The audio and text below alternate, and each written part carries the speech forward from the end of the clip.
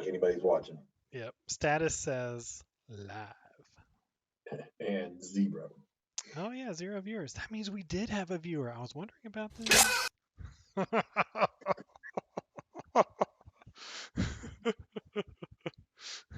You shall not pass!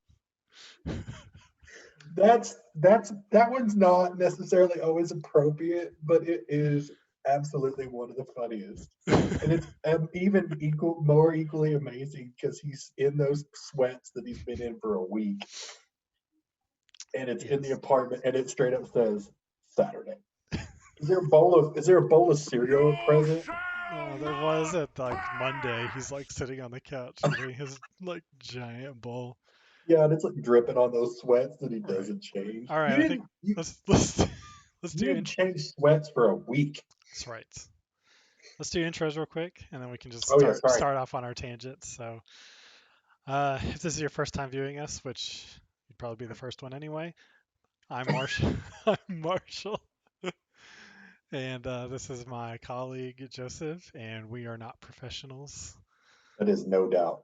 And however, I do feel like a little bit more professional for getting this set up a little bit better every time.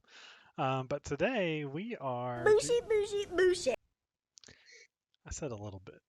Doing a little movie review of, as my colleague also likes to put it, Ex Machina. Machina. I like Machina better, and Oh, okay. I think we should go with Machina.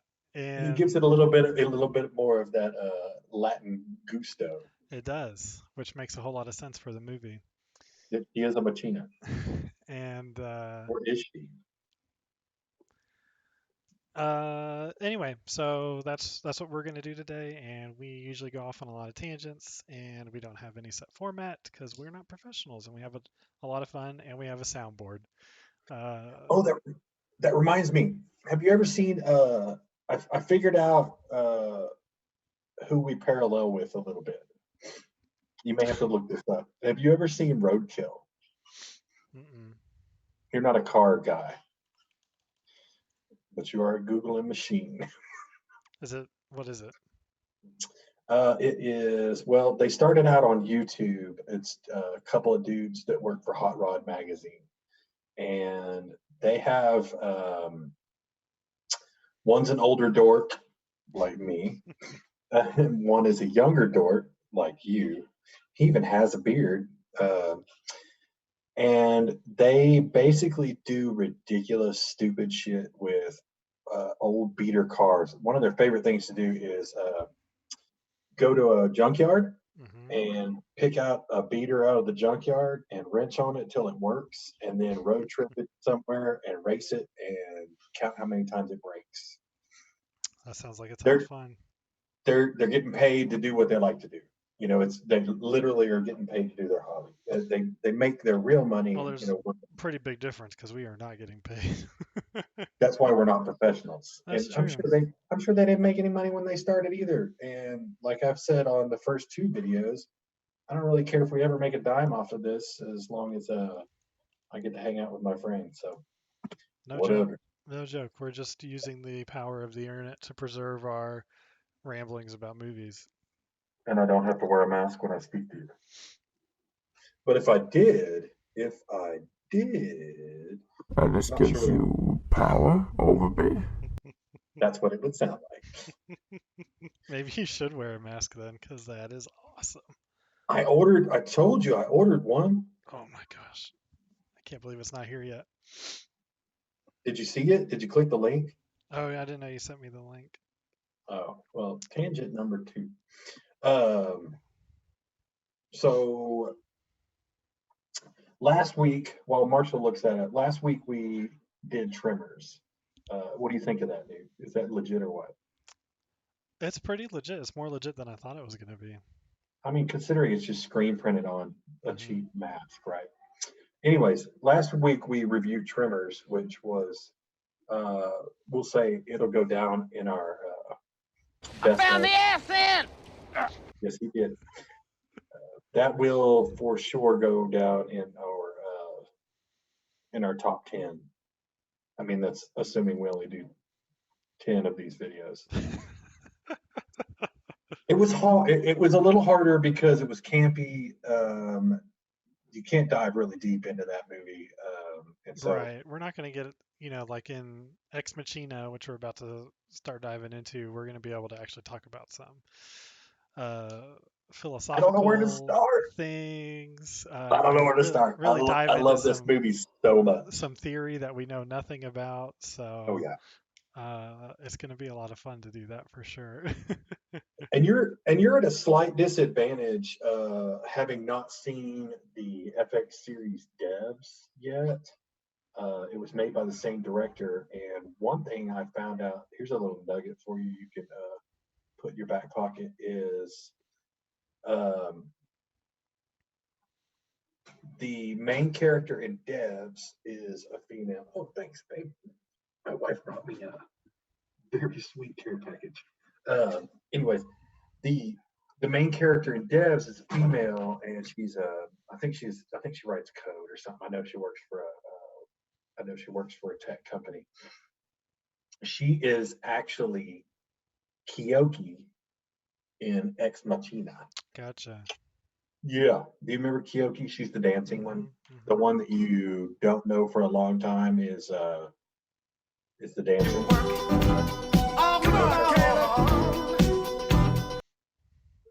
That one. Yeah, and there's another part in devs that's interesting because they talk about tech designers and people that run tech companies having a god complex, which also comes up in Ex Machina. Um, but not to give a bunch of stuff away, I want Marshall to introduce this one, please. All right. So Ex Machina. The very quick synopsis before we actually start diving into the movie itself is you have a programmer who works at what is basically Google, wins Hmm. a competition to go meet the owner, who is a whiz kid who developed the Google of the movie when he was 13, I think, according to the movie, Hmm. and apparently owns the entire state of Alaska. And when you go visit him, you have to be helicoptered deep into his property. The helicopter lands in a field, who knows how far away from his actual house, and you got to go up there, and but apparently you just got to take your picture and it lets you ride in. So that's interesting. Very interesting. I mean, the level of another thing that has a little bit of a mirror to itself in devs is these very high tech spaces where these programmers are working are in just the most beautiful scenery. It's not Las Colinas, Texas, in a bunch of stacked towers. It is literally in the middle of just some of the most gorgeous jungles or forests that you've ever seen. And both of these actually, I think the other one's set in Portland. But one of the cool things was as they're entering, he's on the main character. I guess you'd call him the main character, the guest. Uh, is flying in on this helicopter, and he's like, "How much longer before we get to the property?" And he's like, "Dude, we've been flying over for the last 2 hours." I mean, was that necessary? No, not at all. But it helps you right from the get go understand the vastness of basically saying Blue Book is the equivalent of Google. This Hmm. guy, this 30-year-old whiz kid, is Bill Gates. It draws really quick lines like that. So Right, that was right. that was fun.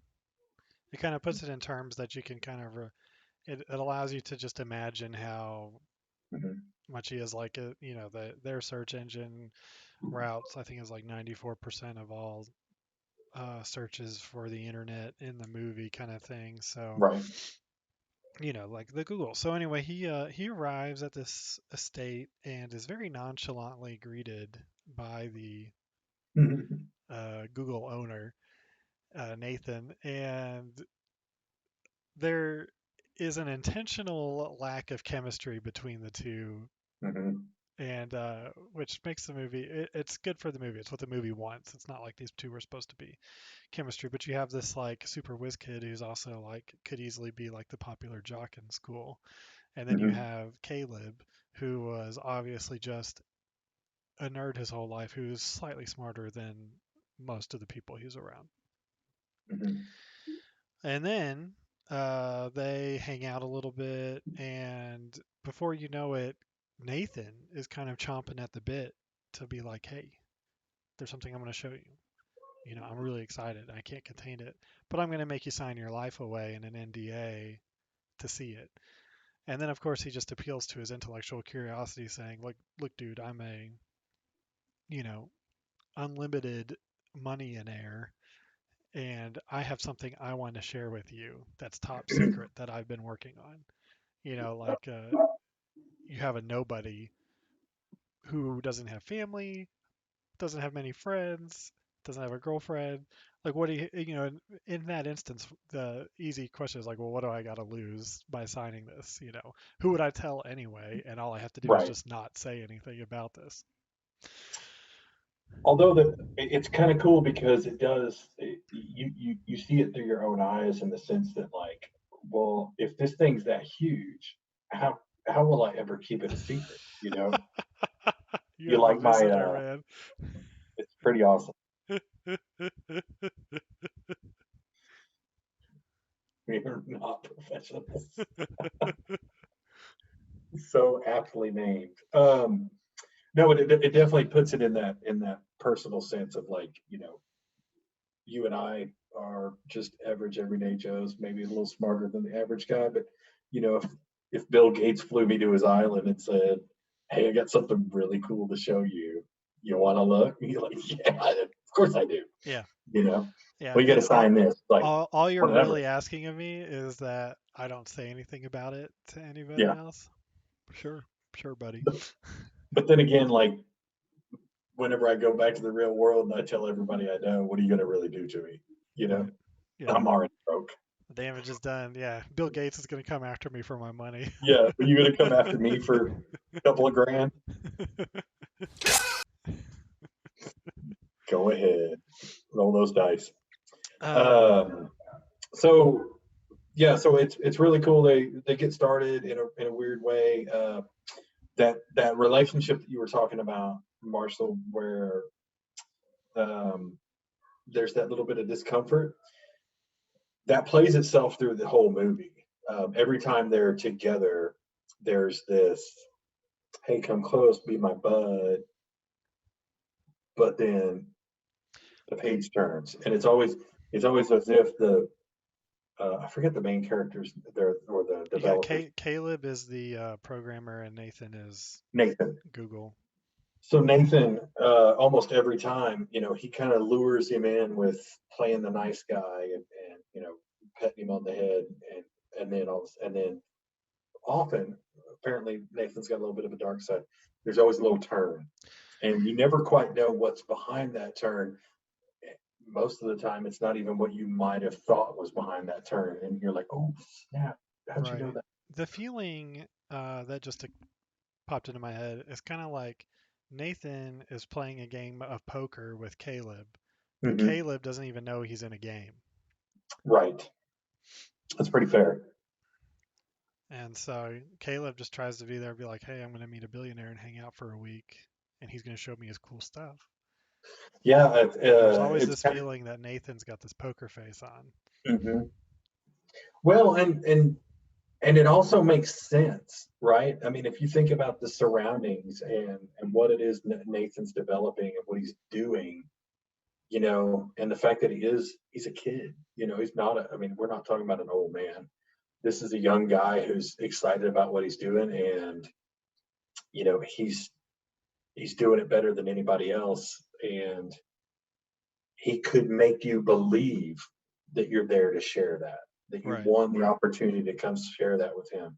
And then he wants, and then, yeah, after he plays the cards a little bit and realize you have a role to play, even then, it's just part of the game. Absolutely. So we dive in. He says, I have developed an AI, and I want you to administer the Turing test, which, in very basic terms, is a test to see if you can recognize you're talking to a machine, or if you think you're talking to a person, or in this case, since you know it's a machine, do you believe it to be sentient? Mhm. Um, And even go so far as to challenge. I guess it could go as far as to challenge: does the machine know that it's a machine? right. Yeah. Is it actually aware of itself and know what Hmm. it is versus the people as well? And anyway, so there's the movie's divided up into kind of these sessions, very loosely divided up into these sessions where Caleb uh, talks to and tests the machine, and her name is Ava. And it's they go through multiple tests, and then you go to a test, and then there's conversation with uh, Nathan, and then kind of go into the next test, and then have some interactions with Nathan, and it progresses through the movie where basically the test is no longer being administered, and basically Ava and Caleb are just getting to know each other as two people would. And you as a viewer forget that he's supposed to be doing the test. Caleb as the tester obviously forgets that he's supposed to be doing this test. By if you are watching the movie, by session 2, he has turned off the testing mind, and he's already engaging with her as if she is a person. Yeah, I think at that point he's already so blown away Right. with Ava's ability. And one of the interesting things is, and Nathan even mentions it, they don't test Ava without you being able to see her, Right. uh, you know, As a and machine. then as a machine. And when you do see her, she's not hidden behind a mannequin skinned body. You see the lights and the clicky parts and stuff, and um, she is very much a robot with a beautiful lady's face, but and figure, of course. But so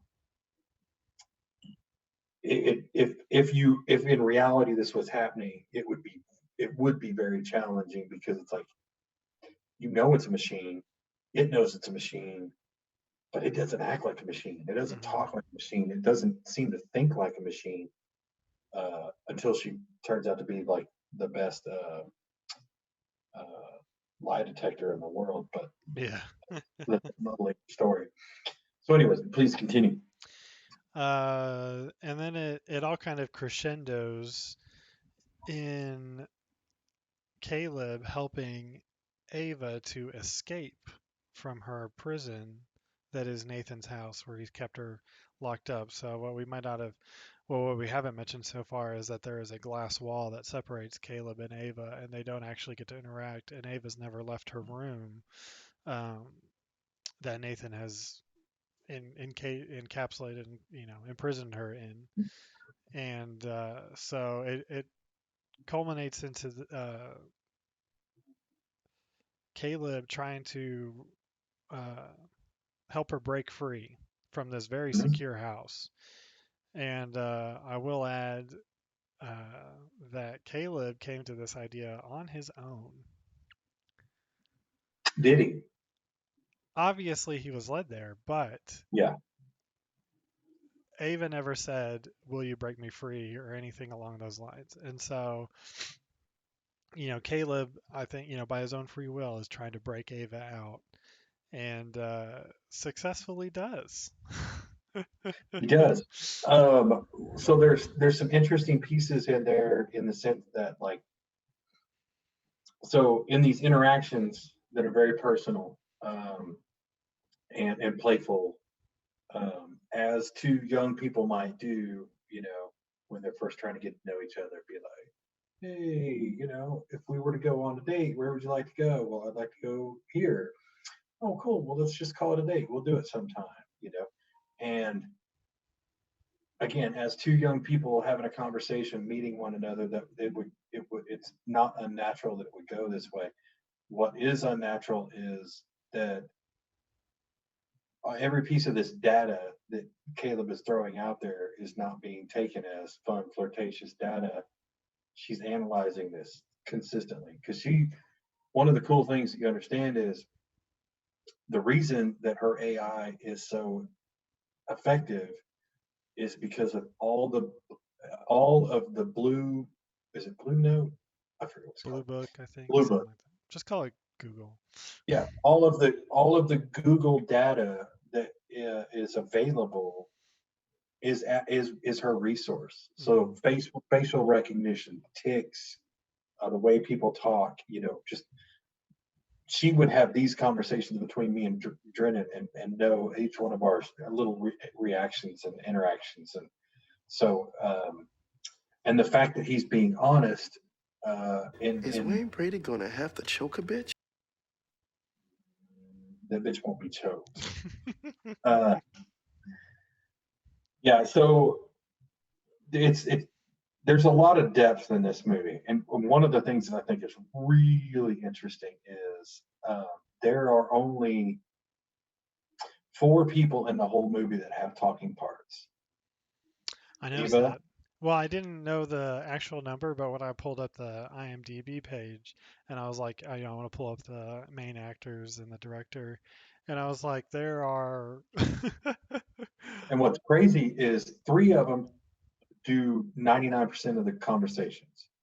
There's Ava, there's Nathan, and there's Caleb. Is it The the only other helicopter talking pilot? person is the pilot, and he says a little bit at the Right. beginning and a little bit at the end, and that's it. And it starts off, yeah, the movie really sets that up from the beginning. So anyway, that's the basic premise, everyone. And now I think we're just going to start diving in all over the place. Oh yeah. Um, it's not going to be in order. So, Joseph, I think what we need to try to do is like when we start Far from talking, when we talk, far from fluid.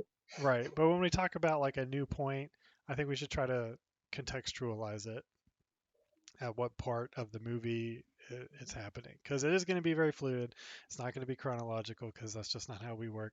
Uh, but we can at least try to give you some context so you know what part we're talking about, whether you've seen it or not. And you can kind of gauge in our real quick synopsis there what we're talking about as well. Anyway, in line with that, so the pilot, like you mentioned, Mm-hmm. uh, actually Caleb, I guess, has the first talking points, but they're speaking in relation to each other. But the first couple of minutes or bit of the movie is completely silent in terms of dialogue. Mm-hmm. You find out it's really clever movieing. We're not professionals. Uh, Cinematography. that they show how he's a programmer. He won Mm-hmm. a competition. It was a really cool competition that a lot of people are jealous of. Oh, and they're all texting They're him. all They're like, testing, oh, no, no, take no, me, you're no, so I want to go. lucky. Yeah, it was displayed through reactions of people around him and through text messages he was getting. Mm-hmm. And then, he ends up on the helicopter with the helicopter pilot. And I think the first bit of dialogue is when he asks when we're going to get to the estate, and the pilot just kind of laughs and he's like, "We've been flying over it for a couple of hours, my dude." Mm-hmm.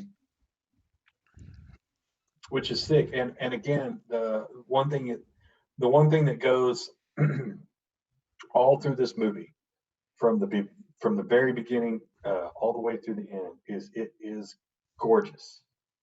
Every No more frequent flyer bitch miles from my boy. Not when you're in the chopper. Um, it's gorgeous. Every scene is beautiful. Absolutely. Whether it's the simplicity of these really modern minimalist rooms in the residence, we'll call it, um, where it really focuses on the people in the Hmm. space, Hmm. or every time they go outside, which isn't a lot, but every time they're outside of the It makes you residence. wish they spent more time outside. Oh, I know, because The it's contrast is. like it reminds me of the like Alien Covenant scenery. It is so vast and cold and just beautiful and And the dude open. literally lives in a cave. His house is more or built less. into the Yep. side of a He's got a bunker. hill, and most of it's underground because it's a research lab. Yeah, that's one thing he does tell them early on. He's like, "Hey, I'm sorry your room's not the Hilton and doesn't have." And I think it was a comment. Windows. Well, there's no windows, and it's like, well, it is a research facility. It's not. This isn't just my pad, you know. Right, but so to your point though, that's actually one of the notes I had written down. The note is interesting, but it says, "How much worse would this movie be without the cinematography?" And and Considerably. that question encapsulates a lot. Like, so if you took this movie as a script, a screenplay, Mm, and threw it into different directors, actors, and I guess cinematographers, the whole production crew. You take this exact screenplay and put it into someone else's hands, you would get a completely different movie. totally different movie, and it's a lot of times we give a whole lot of credit to casting. I think casting is probably one of the hardest things to do very very well in filmmaking. Um, this cast is not. I don't want to say they're not special, But they but they feel replaceable without losing the feel of the movie.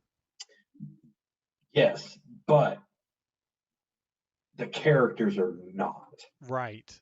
Yeah. right. The So direction, the I feel like the direction you that. need that friction between Caleb and Nathan. Mhm. You need that almost cold innocence that Ava has. I mean, yes, could you take Scarlett Johansson and make her Ava? Of course. Would it feel different? Probably, Just a right? little bit. And I say just a But little bit in this case, not because Scarlett couldn't do what Ava can do, but the actress that plays Ava, Alicia mhm, Vikander, whatever, she looks just naturally super young and super mhm. innocent. And again, another trick that they play is Ava's naked the whole movie. She doesn't look naked because of very smart tricks that they've played with the science there. So she's got almost this carbon fiber wrap across her torso at the top and around her waist to not make her, you know, nudie and creepy. But there's so many opportunities for exactly what Marshall's shown with the electronics, almost Terminator style, throughout her abdomen, her legs, and her neck. Um, Somewhere they were pretty, reasonable to be able to green screen, right? Right. And um, so it's modest, but she knows she's not wearing clothes. And when she does go to the closet, I'm going to go back Right. to uh, a couple there. She picks out of the closet a something my wife might wear. It's like that's a little flimsy summer dress. She's got stockings on to cover up the mechanical pieces, and even a sweater. This isn't a Brazilian model's outfit, right? Right. And it adds more to that innocence, and that innocence is very necessary. Because what you'd find out later on is how much of her is specifically programmed for one specific purpose. And we'll dive into that later. But Hmm. so again, I think that a lot of the beauty in this movie is really simple, and a lot of the beauty in this movie was there very much on purpose. And like you said, um, I think some of the parts are interchangeable, but like you said, I don't trust another director to do this movie and have it come out as impactful as this one was. Absolutely. And I think a big part of that in this case as well is that the director is also who wrote the movie. And I think that in this case, Mhm. it had to have been that way. There's no way that even if the writer was on the team and there 24/7, they wouldn't be able to convey to the director Right. what they were intending. And in this movie, that's what it's all about. There's so much that isn't said in this Hmm. movie and is just conveyed through the editing and the directing and the way people are looking at each other, things that are happening on screen, but not dialogue and not action per se. Yeah, and it's interesting too. I think that they do. I think he did a magnificent job of. There is some nudity in this movie. The nudity that's in the movie is not gratuitous. It's almost necessary, and it is never done in a distasteful way. Mm-hmm. And there are as many non-speaking parts in this movie as there are speaking parts, and the non-speaking parts are just as impactful. Those people are putting just as much impact into this film as the people that didn't speak, that had lots of dialogue. Agreed. So to speak of the director, it is Alex Garland. And as you mentioned, he did Devs. Mm-hmm. What I did not know is that he did 28 Days Later. Did you know that? I did not. I didn't go into his IMDb. Or he wrote it. Oh, he did The Beach too? He did the novel, so I guess he wrote the novel that it's based off of. Which kind of makes sense. And, I bet that would be really interesting is, the Beach was done with Leonardo DiCaprio. It's kind of a horror movie, but it's not. It's got its twists and its turns. It's like, what is that movie Mm-hmm. if he directs it and he has control of the casting? Right. How dark and sadistic and strange does that thing become? Speaking of the movie Sunshine, he wrote. I don't know if you've seen that one. Which one's Sunshine? I'm thinking of Sunshine of the Eternal. No, this one's about outer space. Oh no, I haven't seen that. Is it good? Yes. So this movie suffers from what a lot of really good sci-fi movies suffer from, which is where they have a really great first 2/3, and then it kind of falls They don't know flat. how to end. They don't know how to end it. This one suffers from that. It still has a good ending, by all means. It just takes a really weird turn in the third act, but man, the visuals, the sound. But you're right. I mean, even some magnificent sci-fi movies. So, for instance, I think to me, some of the most successful sci-fi movies ever, especially the alien type ones, is the Alien trilogy or what Beyond. Partially because they know how to end, and they know how to leave you hanging for more, Mm-hmm. right? Every time, and then that's hard to compete with if you're writing a similar genre, right? Right. But even like Interstellar, for instance, phenomenal movie. Yeah, Very it suffers interesting from from the front to back. Suffers on the back end. Yeah. Only when they're trying to figure out how to tie all of these strands that they've set forth in motion back together. You're like, Another movie like that was, I don't know if you've 2 seen it. degrees off. Yeah. Did you see Ad Astra with Brad Pitt? I've not. I've saved it on my, I think Amazon. I've got way too many options for streaming. Sarah and I watched that one, and she's not even a big sci-fi fan in general. She likes it if it's more realistic. So Yeah. man, we watched that over the course of 2 nights. And the first night we watched it, we're over the more than half of the movie. That movie in the first 2/3, first half, covers so much plot. Like it could have, like it would have, if other people had made this, like it's 5 sci-fi movies in the first half. There's so much that happens, and it's so good, and it's just like poo, poo, poo, poo, poo in your face. And then same thing with Interstellar and Sunshine. They get there, and it's just this big. And now what? Now what? The only one that I can remember that isn't like the Alien for one of the Alien series, and is maybe like The Martian. Right. That one. That was good. There's like you said, them getting to Matt Damon could have been a whole movie in itself. Mm-hmm. But then the plot twist and stuff that happens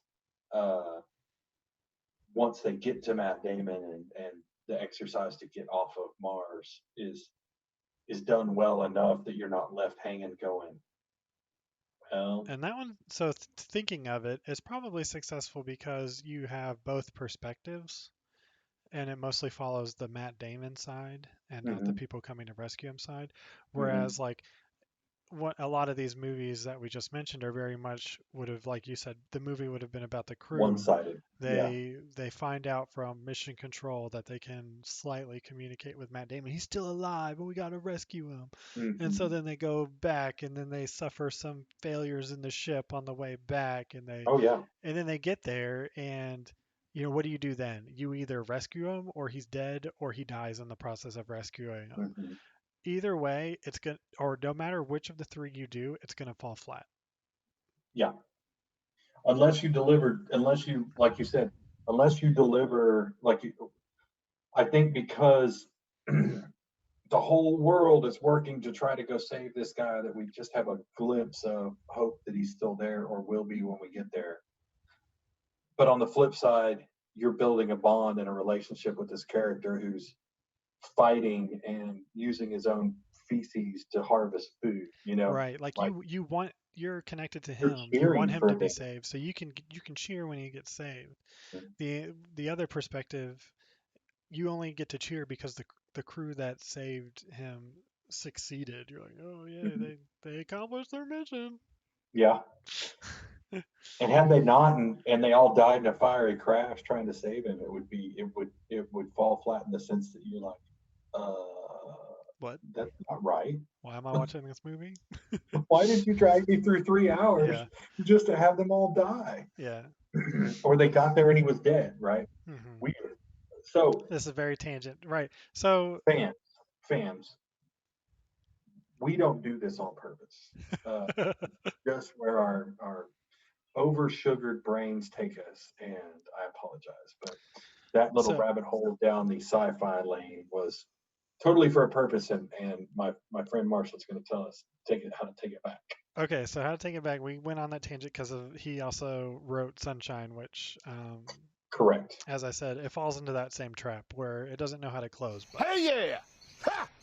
my goodness, the journey there is a good movie. The visuals, the sound design, it's uh, it's really good in my opinion. And then, So going back to that whole sci-fi and what does or doesn't deliver. So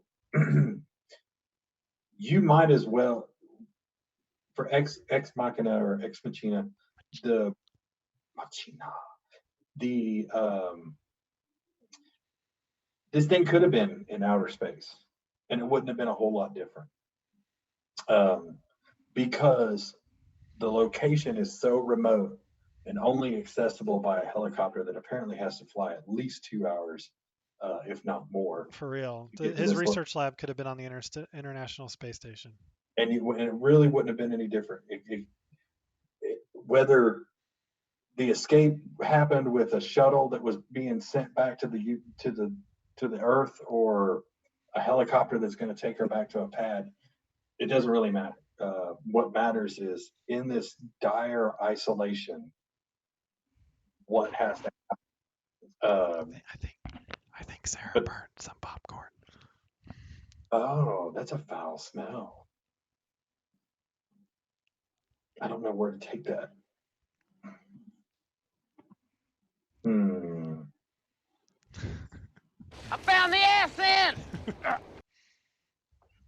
Speaking of smells, It's not burned. oh, it looks a little brown. Oh, look what I got. There's chocolate chips in it. Your popcorn? Hey, she's a doctor. I'm gonna eat it. Doctor, she knows what she's doing. You see this? What is going on right now? This is a bowl of ice to keep this guy cold. And what is that guy? That is a Stone Cloud Chug Norris Chug Norris. Mosaic Pale Ale. That's our new sponsor, Stone Cloud Brewery. Well, they should be after that intro. Hell yeah. Popcorn's a terrible idea. Hey, yeah! Ha! when I have a Okay. microphone up to my mouth. Okay, so we need to get back to need to get back to the actual movie. I do want to mention though, real quick, that he also, which I didn't know this stuff till I looked up this information, did the screenplay for Dread, Was which that is one of my guilty pleasure movies. now Dread is the 2012 remake of Judge Dredd, which was Sylvester Stallone. god awful Stallone movie, right? Right. I mean, Thank you. I actually think that movie is not don't good do as well. it. God. I said Thought this not. was going to be another Tremors No. conversation. But there's a lot of people. This one surprised me. There's a lot of people that love that movie, and I'm like, There's a lot of people that like the Demolition Man too. So I mean, pump the brakes. pump the brakes. You need to Son. pump the brakes. That man's a national treasure. I do love me some Demolition Man. Oh, that's funny. We can talk about that later. Oh, we will, I'm sure. Yeah. Anyway, Dread is So the gritty, dark, Batman Begins remake of Dread, and I think it's fantastic. speaking of, I don't necessarily think it has to be the next one on the list, but it needs to go really high on the list. Is a movie I watched again last night. It's called Joker, and it is. That's I good can't wait to because review it because that's good because I do want to watch that one. let me just say this, and then we'll go back to Ex Machina. Machina. The Joker is probably the Joker and Dracula are probably my favorite two made up characters in all of cinema. I just find they both have very deep backstories. They're both very interesting. One thing about the Joker is he never had a true backstory until this movie. I mean, there was always felon about acid as a criminal and Right, or white with in green nails or the whatever. Christian Bale narrative, you don't know his backstory. He's Right. an unknown entity. But he was such a he was a Hannibal Lecter style dark character, right? And so he needed a Hannibal Lecter style backstory. This movie delivers that, and through this movie, all the damage that's peeled out in layers from this onion, from this kid since he was a child all the way through adulthood, is so dark. I feeded it. Mm-hmm. It explains exactly how you would end up with this character. Mm-hmm. And for that, it's definitely worth the watch. Awesome.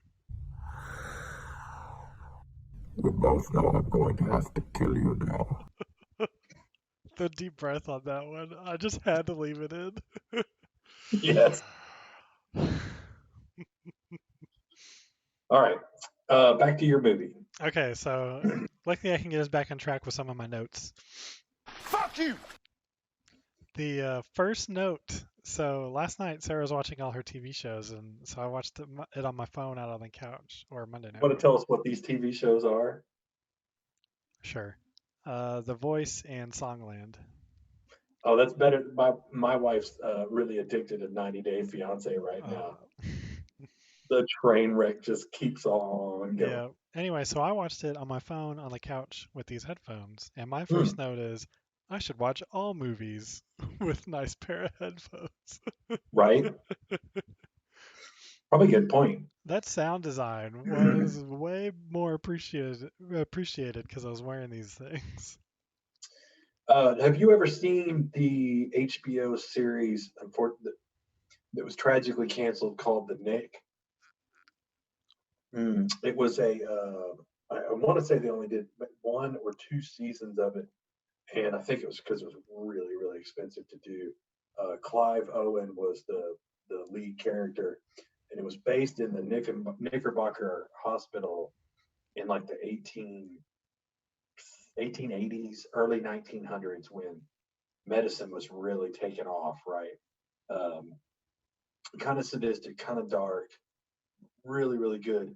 But what I recognize in Ex Machina is a lot of the eerie sounds and that are in that movie are very recognizable from kind of the background music from Mm, uh, but it changes. Like none of the music's not consistent. The right. background music is not consistent. It's not some theme. it's very themed. Sometimes it's real upbeat, kind of high techy, and then sometimes it gets a little darker and a little more ominous Hmm. for very good reasons. Um, Note number two. my next note was so right when he enters, this is the benefits of the second watch through. Right when he Mhm. enters, the door auto closes behind him and locks. You shall not pass! Click. So the door auto closes behind him and locks. And Yeah. I feel like the camera, you know, it holds on to moments like that. Yes. And it's like maybe you should read something into this. For sure. This is on purpose. There's a lot. There's a lot of times in this movie that it. The first time you watch it, you're like, "All right, come on," because it's like, why are we lingering here to watch the door close? There's Right. nobody. There aren't even any humans in the scene. The scene is past, and you're like, oh, it's that metal click. I got it. Okay. And like you said, after about the third or fourth one of those little deals where you just kind of, it lingers for a second or two longer than it needed to give you the really finality of the scene Right. before it decides to switch to the next. That was some pretty cool editing. Somebody was sitting there at the editing booth and was like, wait, hang on. Hmm. Oh, I would like to say it compares very similarly to how I left in. We both know I'm going to have to kill you now. The breath. by the way, if anybody's curious about the soundboard, if you'll notice, there are the first five are a cat in a wolfskin jacket and a mask. If you don't recognize this very spectacular feline, that is Bane Cat, and you can go to YouTube and look up Bane Cat, and I would gladly give 5 stars to whoever put that together for episode one. Although I will tell you, episode two is worth watching, but it's not nearly the same. You need to develop your love for Bane Cat from episode 1 before you dive into episode 2. No doubt, you should pick it apart. And he was actually Bane Cat was actually the um, very beginnings of our little podcast here, in the sense that we created the soundboard because um, Marshall and I almost communicate. We could almost have a whole conversation back and forth with just clips off of YouTube. We would send each other, or we sat in cubicles right next to each other, and it was just us in this room. So Ridiculous. so we would play clips of YouTube videos at each other throughout the day, and I was like, we need a soundboard, and man, I couldn't find one that I liked, so we just made one. I don't remember asking you a goddamn thing. That is true. Okay, so back to the movie. I just wanted everybody to understand who Bane Cat was. So this also happens pretty early on in the movie still. My next note was that, and this was like talking about when Nathan's talking to Caleb and he's like all excited. He's like, dude, I can't contain it. Yeah. He's kind of like, the feeling is he's kind of like, I was going to wait till tomorrow, but I just can't. Mm-hmm. And Which, think about that. How could you not? Even if you have a deep dark plan, right? Even if your intentions aren't necessarily pure, you've created something the world's never ever seen. You I mean, can you think of an invention that you've ever seen that would be as life changing as Ava? being Right. dropped onto the market. Right. I mean, the And you're just iPod thinking, was pretty impressive, when you're you so know? proud of something, Yeah, like for instance, when I all it takes is for me to add a few new clips to the soundboard, and I'm like, Joseph, you got to check out the soundboard. You get or like when I proud of your or stuff. like when I take out the trash and I let Tiffany know. Yeah. I did that today. Did you see that? I got it out and I put a new bag in. So, I'm gonna go buy a car now. And not tell you about it. But anyway, so what I was saying is, it felt to me, I did never get this sense before till just now, but I was like, this reminds me of Willy Wonka and the Chocolate Factory, Oh, and shit. Nathan is Willy Wonka. Man, especially if you are you thinking of the Gene Wilder or Yeah, the I was thinking of the Gene Wilder one, but in the sense of, you got a golden ticket, you get to come to the factory, you get to it come to the is house, do the Willy Wonka? research, and it's this guy is like sadistic and excited to show you his stuff, but in a Mhm. sense, he doesn't really care about you But it's either. still my stuff. Still my stuff. Yeah, I'm gonna let you play with my stuff, but only with under my rules. right. Wow, that's a pretty nice little. There's a nice little analogy there. I'll take that for sure. They even have to sign a contract at the beginning. That's right. What other notes did you have? Oh man, I got a ton of notes. I don't know if you have any that you want to bring up. Man, so I didn't take notes on this one, Hmm. mostly because there aren't a whole lot of movies. I mentioned last week there's a lot of movies that I will watch. I don't care if it's 20 minutes into it or an hour into it. If I come across it, there's certain movies that I'll just roll with. Most of those I don't care enough to focus. Right. They just kind of become background noise until they come to a scene that I really care about or what have you. With this movie, and I've only seen it 3 times now, it still engrosses me to the point where it's like You're I just don't. watching it. Hmm. I'm into it. I'm Right. watching. You know, it to me. It's I feel like the Michael Fassbender aliens have a kind of a dark, very deep storytelling character or quality to them, Right. where they really like to jump back and forth across the alien timeline, and they give you some real depth. And I really feel like this movie's got some of that same quality where uh, there's so much depth that's and simplicity to it that it definitely hooks me and makes me stay engaged. Right. Um, so in a very similar vein to that, this is actually a really quick note, but I want to set it up that the movie actually sets it up. When Nathan asked Caleb to sign the NDA, Caleb Mhm. questions it. He does, And yeah. Nathan tries to pass it off. He's like, "Oh, this is standard." He's like, it's just your standard document. And Caleb says, "No, it isn't." He's signed. I mean, and this is a smart kid who works for a tech company. Right. He signed NDAs before. He knows Right. what he's doing that, and this is not your average non-disclosure.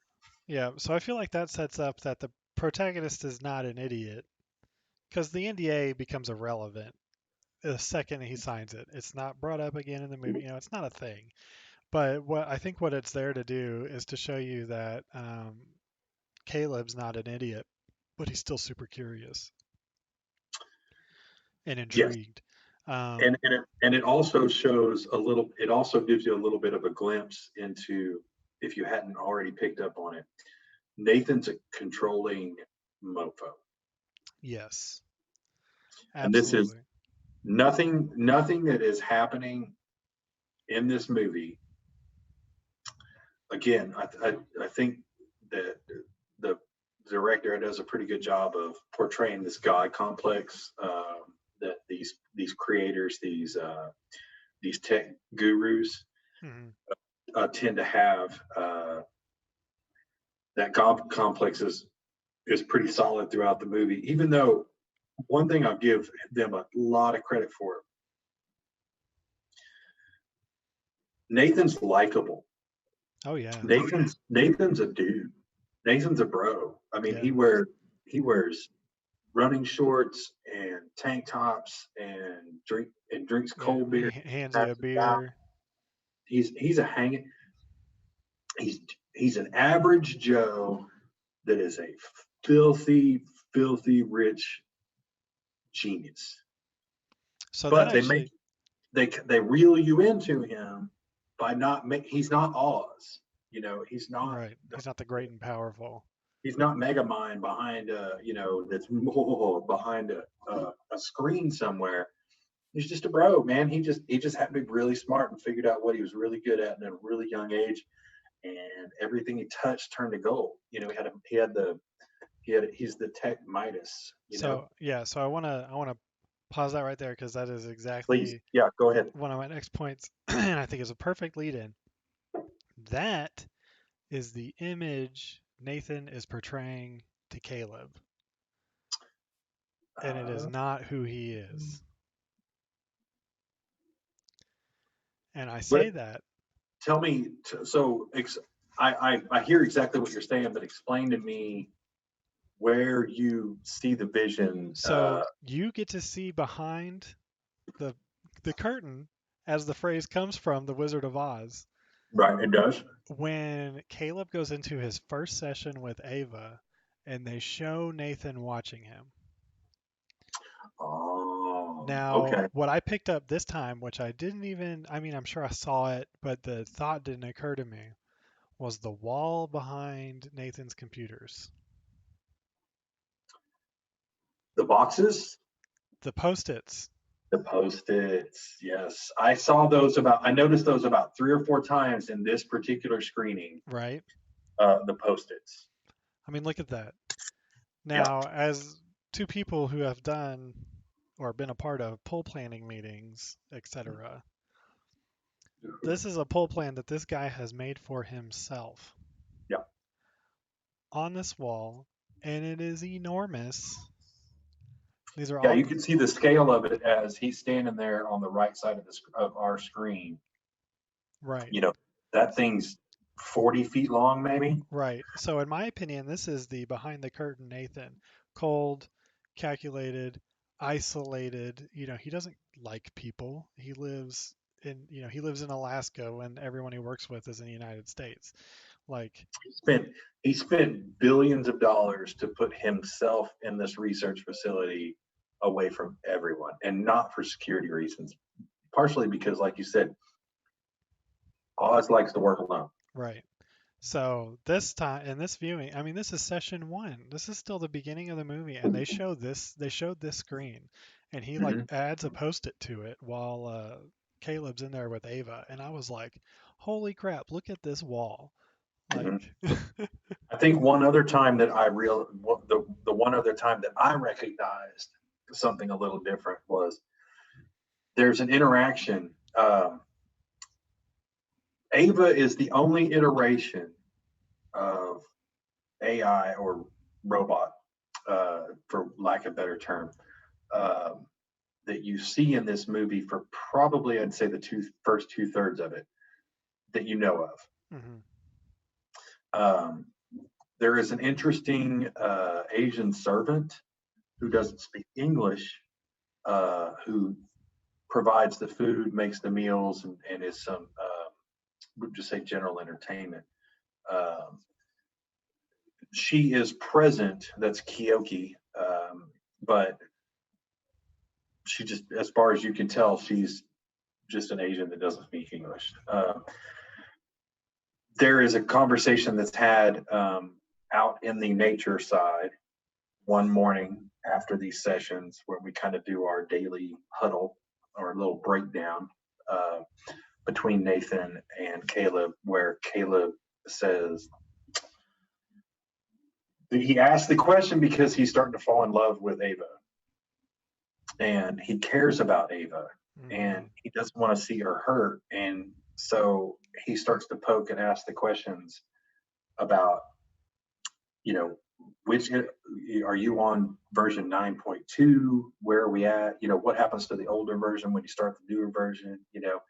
And in a very cold but probably very honest way, Nathan says, well, for instance, you take the brain, you download the data. A lot of the memories will get lost because that's just how it works. Because but and then you keep parts of the body. Ava's got a good body, so we'll probably continue to use that body for the next generation. But we'll pull all the stuff out of that brain and tweak a new brain and put it in the next one, right? Mm-hmm. Talking about it like it's an iPhone, Right. Well, how do you get to iPhone 11? Well, you figure out what did work in iPhone 10 and what didn't work in iPhone 10 and make the stuff that worked in iPhone 10 better and dump the shit that didn't work, give it a new skin and put it on the market, right? But this is after you and Caleb are starting to look at Ava as a human being and not just a robot. And so that's disturbing to Caleb. But I think that's another point in the movie where you start to see he put that Post-it note on the wall because that is a note for version 9.3. Exactly. This is a He's project he's for him. he's in this is development. Right. This Yep. is R&D. This is research and development. It's all it is. This is the Show friends. This is show business. This is the lab rat testing phase of his vaccine. Perfect example. It's like this is a lab rat. It is made to work on, practice with, and ultimately cut it open and see what you did right. Mm-hmm. All right, so this is just kind of a throwaway comment, but for people who are listening to the stream and maybe don't remember the movie from when they watched it or haven't seen it yet, you should still watch it. Caleb's first encounter with Ava, he's extremely skeptical, pushy, and dismissive of pretty much everything she does. He's very whatever, lady, like you're a robot. Mom. You're a robot. I'm a human. I could see you're a robot. This is going to be easy to tell I'm talking to a robot. And that session's pretty short. And he's very impressed with her, even though doesn't show it in the. I think part of that scene, what gives it some depth is that what they're teaching you is that Caleb is smart enough to not be fooled by the bells and whistles. Right. And so what he ends up doing is then having a conversation with Nathan, talking about like, I thought she was running this, but she's doing this, and he's running through all the AI stuff that he knows. Mm-hmm. He's running through his catalog of, like I would if I was talking to Bill Gates, be like, well, it seemed like Outlook or OneNote or whatever. It's like, don't talk to me about that. Does it work? Right. Do you like it? Did it smell right? And it's like, oh.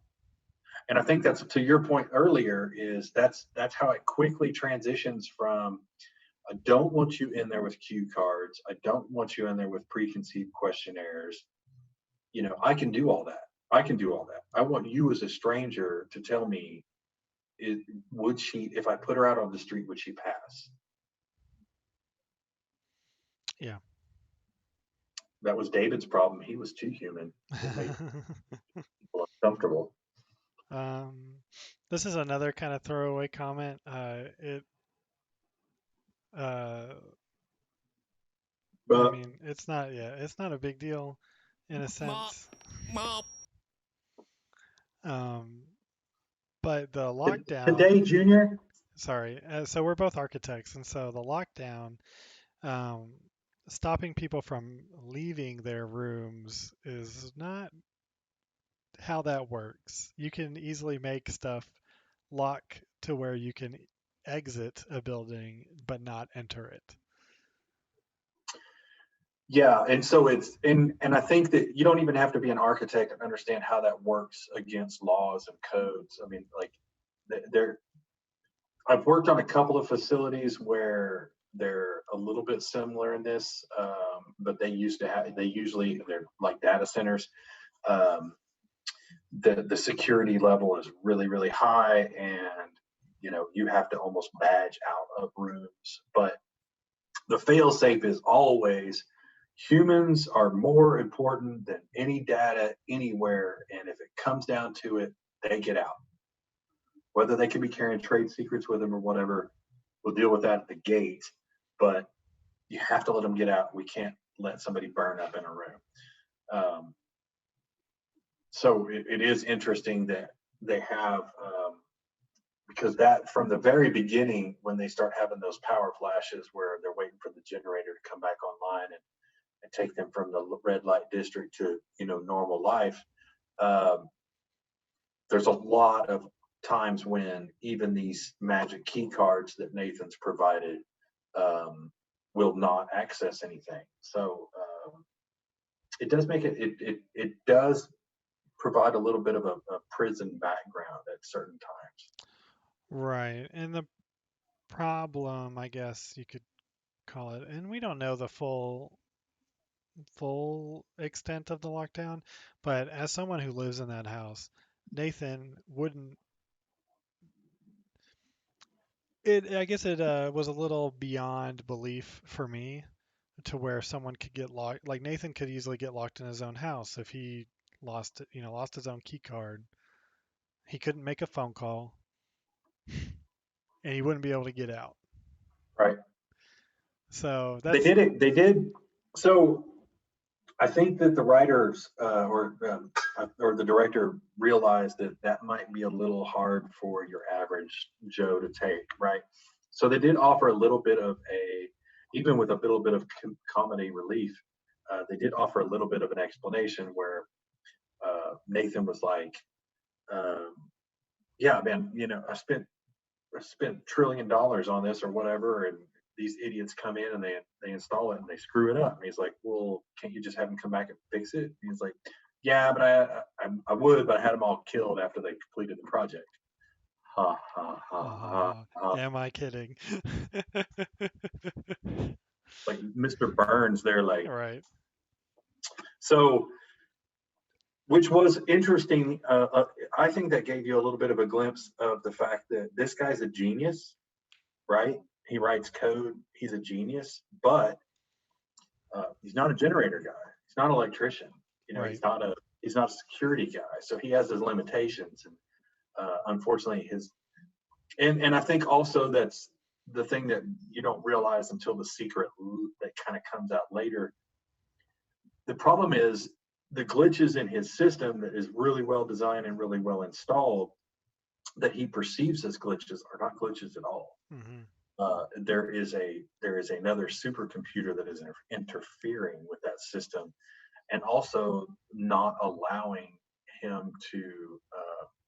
The supercomputer that's interfering is also probably not leaving any traces for him to go back and find that he could therefore put back together and say, "Well, I found the breadcrumbs. I know how to fix the problem."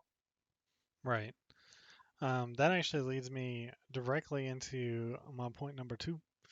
Or not point number 2. It was about session number 2. And is that as a rewatch, I couldn't believe how fast all this stuff happens. So that is 100% true. When I watched this, when I screened this for to take kind of my mental notes and prepare for today, this movie went so fast, and these scenes are so short compared to the first time I watched it. The first time I watched it, I felt like it was this epic, and I mean, it just sucks you in, and it just seemed like it went on forever, but never at a point where you're like, just get it over with. No, it was like, no, keep going, just keep going, but when you know where that scene is headed, where session 2 is headed, the path to get there seems like it shrinks down considerably. Right. Absolutely. So what I was saying is that in session 2 is when Ava takes control of the conversations. Yes. And And also, she shows that she's the one cutting the power in Right. session 2. In session 2 of 7. I think it technically calls out the last day to be session 7, but you're absolutely right. And she also she gives away 2 secrets, right? Mm-hmm. She gives away the secret that she's the one, she is the supercomputer that I alluded to earlier that is causing these power losses. She also gives away the fact that I should say, she demonstrates something that Nathan had said, which was Nathan said he mimicked every cell phone in the world and stole the data from every cell phone in the world to basically dump into Blue Book or Right. whatever it's called. And on top, and so you see a glimpse of that whenever she is asking questions, very honest questions, like, "What's your favorite color?" Caleb's like, "Blue." That's not true. Like, what? I mean, I've answered that question 1,000 times. Mm-hmm. She's like, facial recognition. She knows that you're not telling the truth because maybe your favorite color is really fuchsia, but your whole life you've been told it's red or blue, right? Very simple things like that. And she just keeps telling him, no, you're not telling the truth. Like when she asks us what his favorite childhood memory was, or earliest childhood memory, she just cuts him off. She's like, no. Mm-hmm. Like, how do you know that? And it's all Right. that facial recognition. It's all that she just got too much data in her supercomputer to fool her. I stole the thunder. So, real quick, since we got a pause in the conversation, we have someone chatting with us in our Twitch chat. That is Chatting a with lot. me, I guess. Oh, Their is that username. your wife telling you that she didn't mean to burn the popcorn or put chocolate chips in it? I mean, it looks. She must have picked out the burnt stuff. Um, so this guy, his username is Rev420. So obviously we're on the internet, so take everything with a grain of salt. But he's saying that he works in the film industry and that they're talking about doing an Ex Machina 2 Oh, I would as a love that. sequel from Ava's perspective.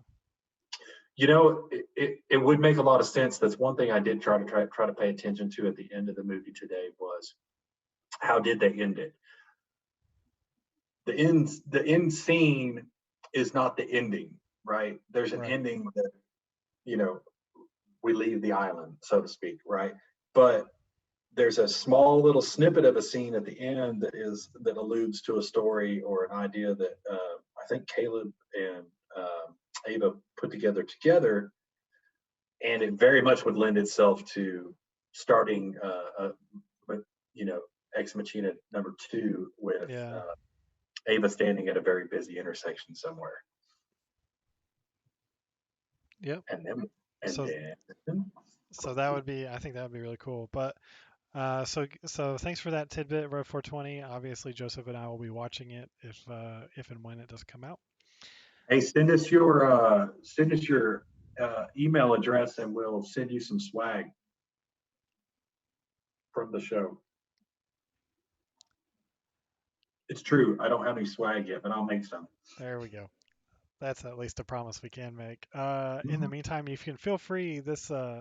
Our soundboard is open to the public, so play around on the soundboard. He said swag question mark. You might have to wait like a year on that one, my friend. I have a very good screen printer. We'll have t-shirts in no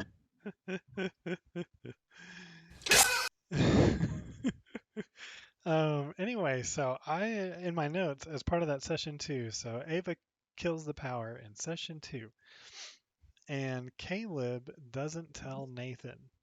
Mm-hmm. And in my opinion, that means session 2, she has passed the Turing test. Yeah. Because, and she said, yeah, and she's got him hooked. But it's the passing of the Turing test takes place in session 2, which is boggles my mind from when I remembered what this movie versus the rewatch, just how fast he flipped to being on Ava's side. And I think that's an important point, Marshall, is he has switched it in that very brief time because she's so well designed and she so fits his ideal that now almost immediately he has traded his loyalty from his. Remember, this isn't a contest with Bill Gates. This is his boss. This is his employer. This is the guy that provides the money that pays for his apartment and his lifestyle. It's not some stranger. It's not like I got invited to go visit with, I can't even think of anybody, but with the guy that I'm not going to visit Tesla, right? This is your boss. So the fact that that loyalty's challenged that early on, Yeah. really shows how gripping she is, right? Right. And beyond that too, like this is like, hey, I want you to administer this test and let me know if someone's cheating. And kid comes up to you and is like, hey, I'm cheating. See? Okay. And you're like, okay, I won't tell. Yeah. I mean session 2, that's basically what he was saying is like it's literally like day 2 right of the week. So he's there for a week, and by the second day he's already flip sides. right. So I'm gonna appease Rev 420 here because he's typing up a storm in the chat, and I love it. I mean, if someone wants to interact with us, I'm not gonna ignore him. He wants me to let you know that I don't know if you've seen on Netflix the show Travelers. I'm not. I hadn't either. Apparently, Netflix canceled season 4, but it's actually, according to him, being rebooted, and that's what he's working on right now in the film industry. So that's Oh, his cool. connection to the film industry, and so they actually just, I guess, kicked it back off into the beginning stages, and he's working on that. Sounds very excited about it. So there you That's go, Rev really 420. Cool. I made sure Joseph knew, and maybe we'll have to check out Travelers in our spare time. We will put it. It might end up on the list. Yep. Okay, so we're gonna. Hell yeah! Awesome. So my next note going down the movie timeline is that the CGI is insane. I think so. Last week, you and I talked about CGI and where sometimes it's overused, and when it's used subtly, how much more powerful it is. We talked about like the Phantom Menace and the Star Wars Attack of the Clones. Right, Jurassic Park. No, they did way too much. But Jurassic Park was another great example of keeping it minimal. The on-screen actual CG time in Jurassic Park was minimal, but it was super impactful. And this is the same way. They don't overdo the backgrounds. They don't overdo the scenes. They don't overdo the props. Instead, they keep the CG limited in scope, but do it very well. Mm-hmm. Yeah, I mean it's just flawless. There's just no other way to put it. It's one of those things that I don't care how good CGI gets in the future, you'll always be able to look back at Ex Machina and never be like, man, that looks dated. No, yeah, exactly. And again, this one should remain relatively until there are walking, talking robots that look like other human beings. This thing should hold its own quite well. Agreed. And then, so we talked about this note already, that she's the walking lie detector, and that's not fair. But then I love that the next step, and so all this is building up to a point. Sorry, I gotta let you know how this conversation just played out. Rev 420 is getting feisty in the chat, man. I love it. I just wish I could see the chat box. I know. I'm gonna have to figure out a way to add this so that you can see it in the future. But so he put that CGI gets overused so often, and then some points in in a film, and I'm assuming he's talking about Ex Machina, you can see a little bit of tearing. And this, I guess, in theory, is coming from someone in the industry. And I Sure. said, my response was, well, dot, dot, dot, we aren't professionals. And his response was, I know that as much. It's only funny because it's true. Yeah, man. I found the accent. We know it too, my friend. You're well aware. But we are fans. Yeah, yeah. So all these points are actually building to one of my future points, which I'm excited to get to. But so we're at the point in the movie where you mentioned that Caleb was asking about her because he's obviously developing feelings, and he's like, why did you give her sexuality? Because he can tell that she's flirting with him, Yeah. and that he's becoming attracted to her, and that there's chemistry going on. And the line from Nathan is just so great, where he's just like, you bet she can fuck. Yeah. Yeah. He's like, she got little nerve endings down there, and if you did it, you could fuck her, and she'd like it. If you do it right, she'll like it. You're like, what? Right. And then, so I don't know if this happened to you or not, but the next thing that happens in my brain is I'm like, wait a sec, she's walking around that room naked. Like, can you see this? Right. Because and one of the fucked up things is he's like, there's an opening, and inside that opening is he didn't say nerve endings, but lots of connections. Mm-hmm. And yeah, and it's like, I didn't see an opening. I know. And I'm a creepy old white guy. I didn't see the opening. Yeah, I didn't either, my man. I found the accent. That's another one where I left in his little grunt because I think it's hilarious. Lifting up too much Play-Doh. Editor extraordinaire, right here. The camera hangs just enough. So the next point's definitely got to be, so in movie chronological order, you know, Caleb's asking all these questions, especially about this. Well, why'd you do it this way? Why'd you do it that way? That doesn't seem to make sense, or blah, blah, blah. And Nathan just has had enough of it. And he's like, you're not thinking like a smart person anymore. You're not thinking with your head. And he goes off on this speech about the Pollock painting speech. Love that speech. And he just hammers him into this, if I overthought it, nothing would have happened. That's right. So I felt it.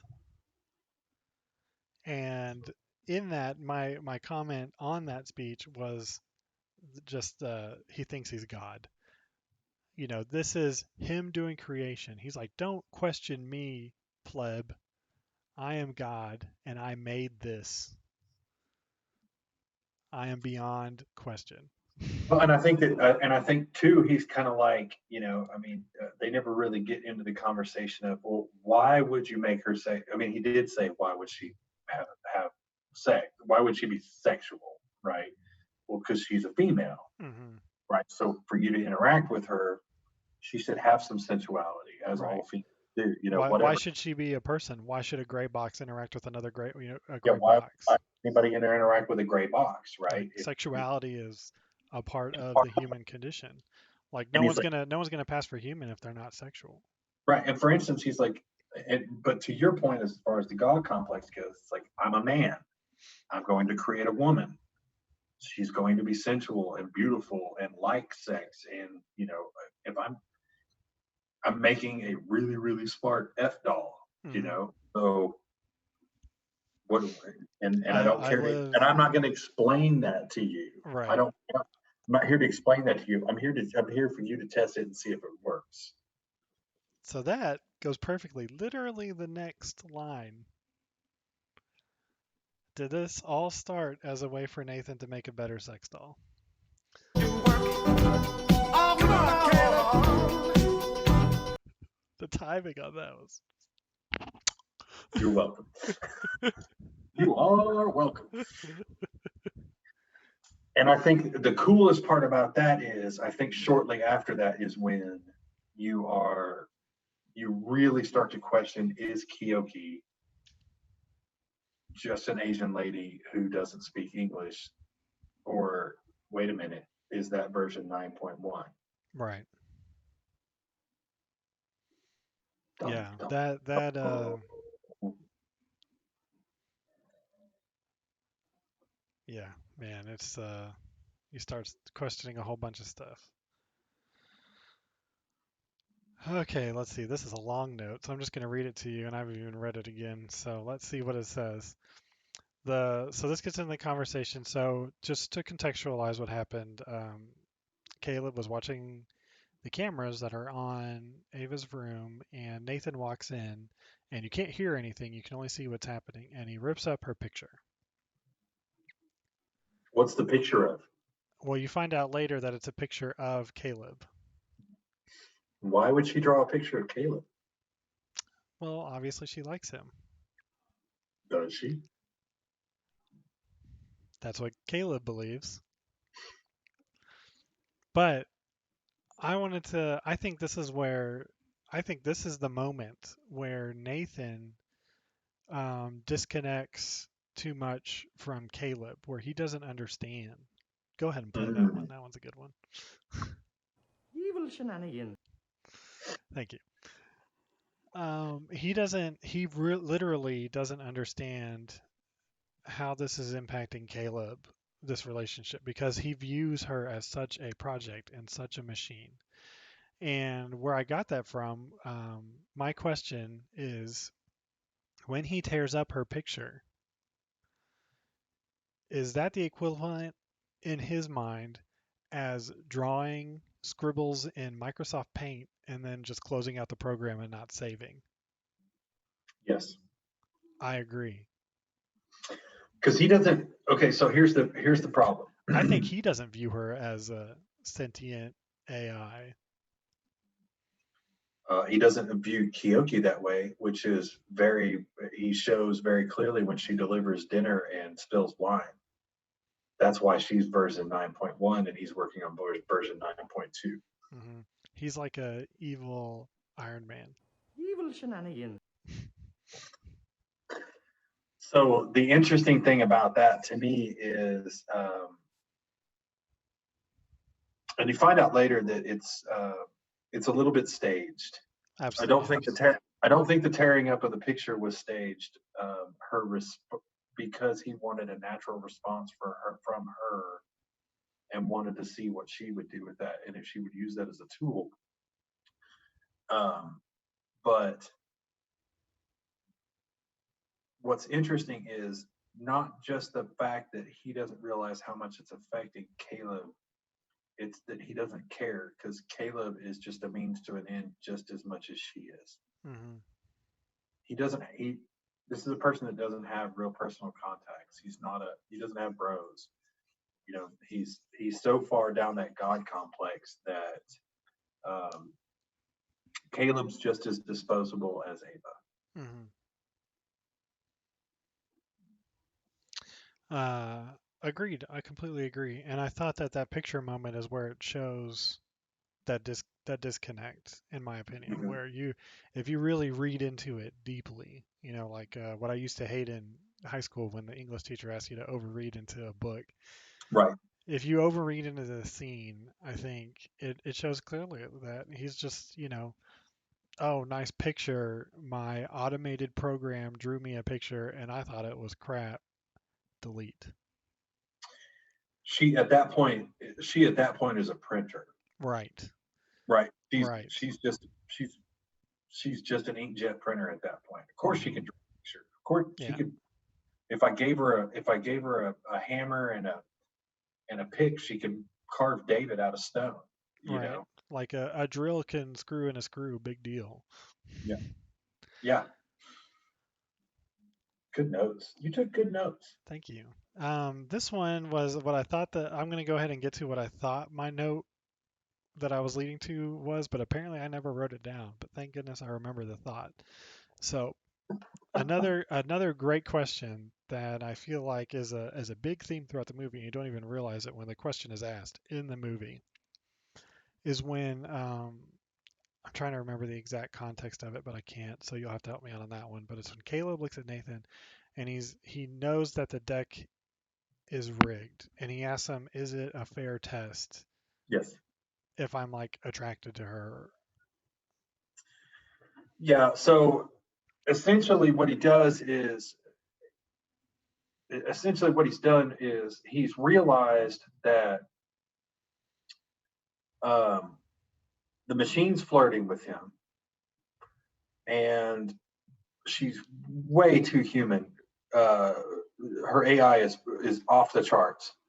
So now he's starting to question everything, Mm-hmm. which becomes really evident later.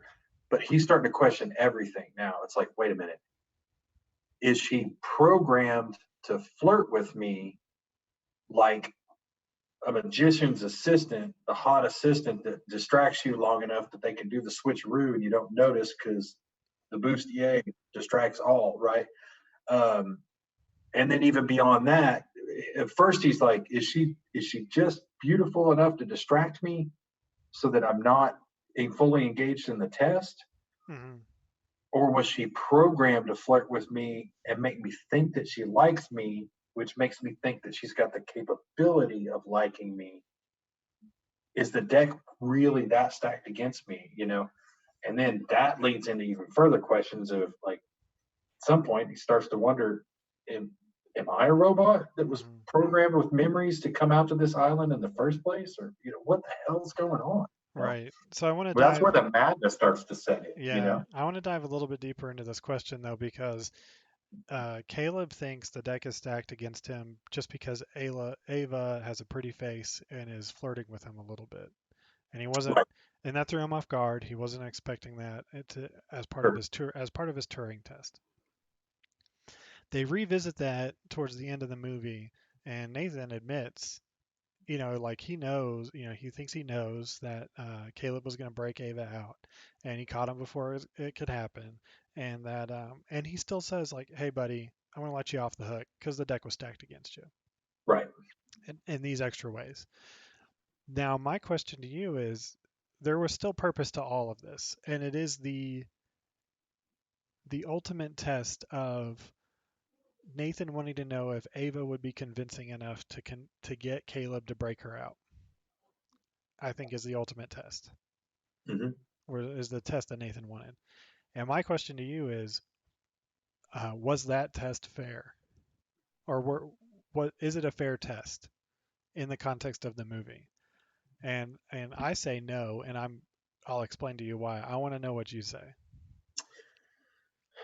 I'd say yes, but I can see why it would be no.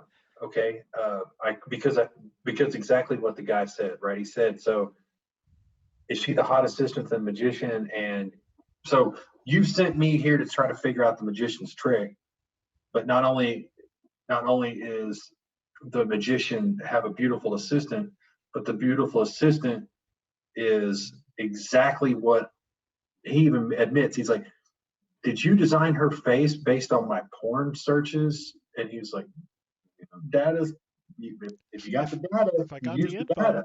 info, yeah. It's like, for me, it'd be like if they had me doing that, and she looks exactly like Charisse Theron, uh, you know, we're not doing a lot of science. You know what I mean? It's so. Is it fair?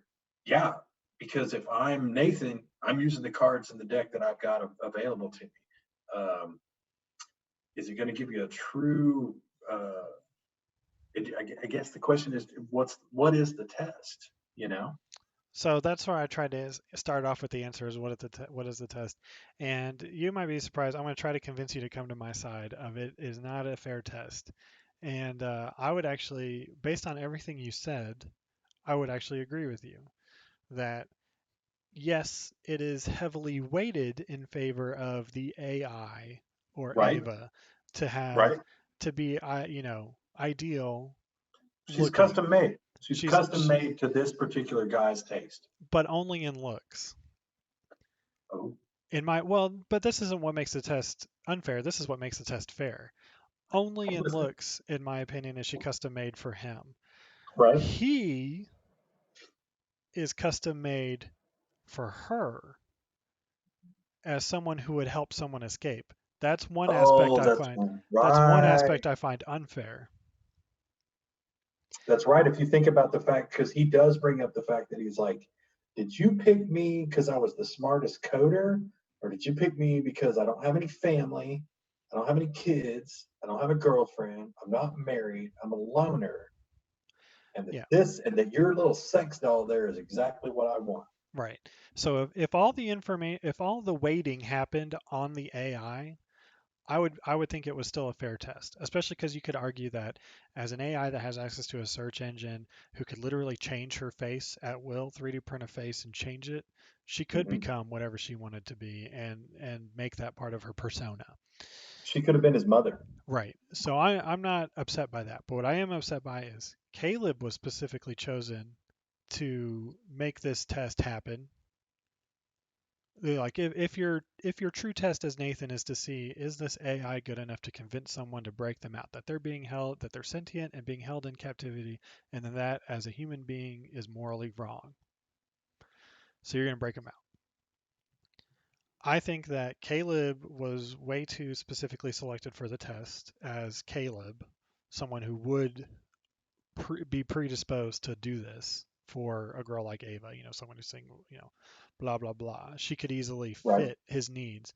And then Right. beyond that, I feel like Nathan interjects himself and pushes Caleb to do it.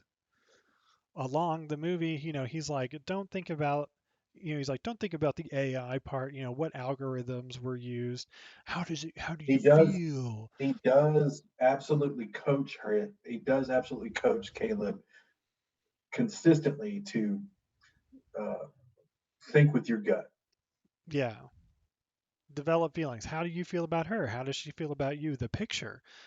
But does she really like you? Right. The picture is a great part of that where, Ava could have drawn the picture and she could have shown it to him and that's fine.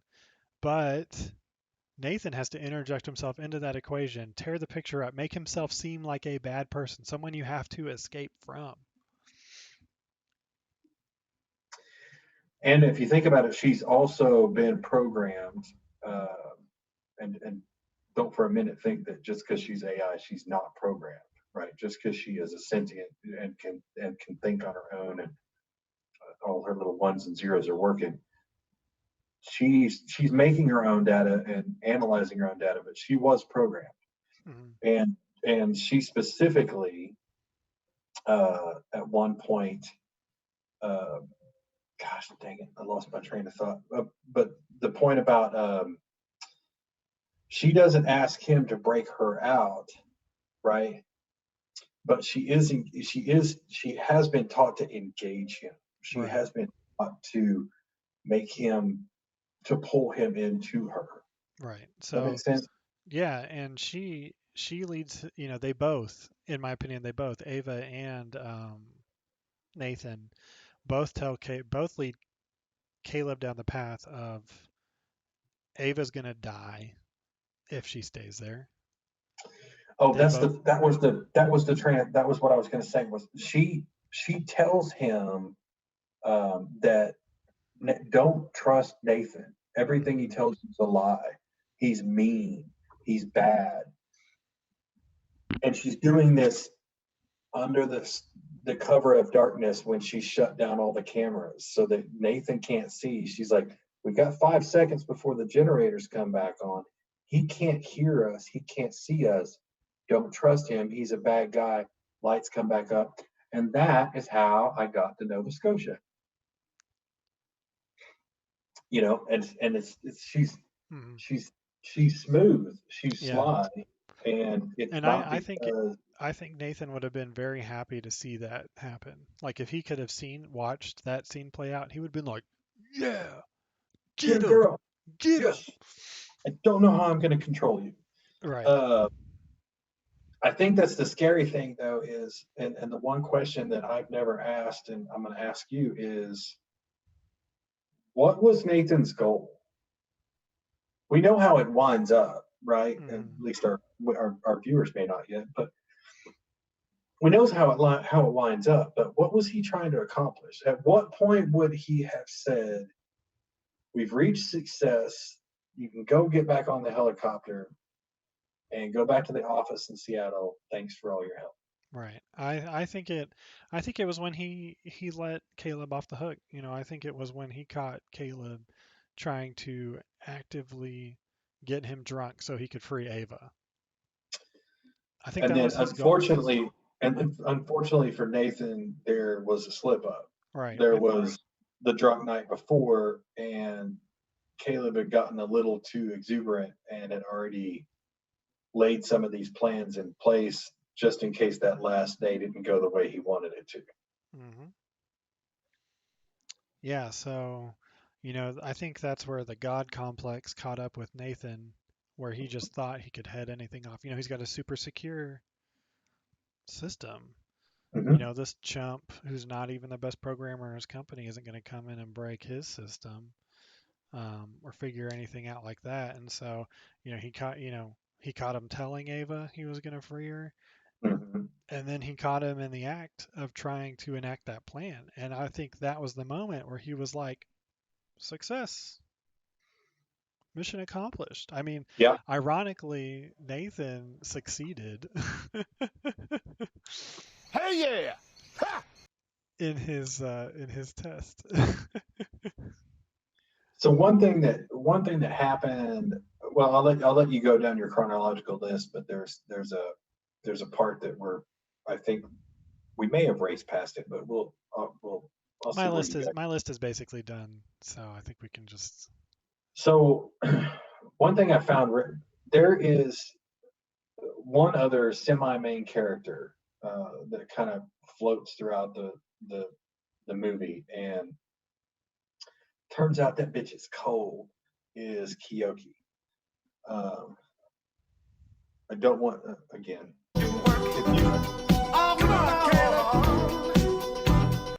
By the way, that whole dance scene is fucking sick. Okay, both of those two can move, and that was And well in sync. choreographed. That's like And it is nice. Olympic level in syncness. Like you and I could work on that for 6 months, and it would never come out that clean. Now, it doesn't hurt that neither one of us looks like Nathan, and neither one of us looks like Kiyoki. But regardless, you got to give him props for the choreography. The Kiyoki is a very interesting character because she, you are led to believe that she's the Asian help and that she doesn't speak English and she's dumb, and he yells at her, but doesn't yell at her in Mandarin, so maybe it doesn't hurt her feelings or whatever. Later on, what you realize is she is Ava, the version before.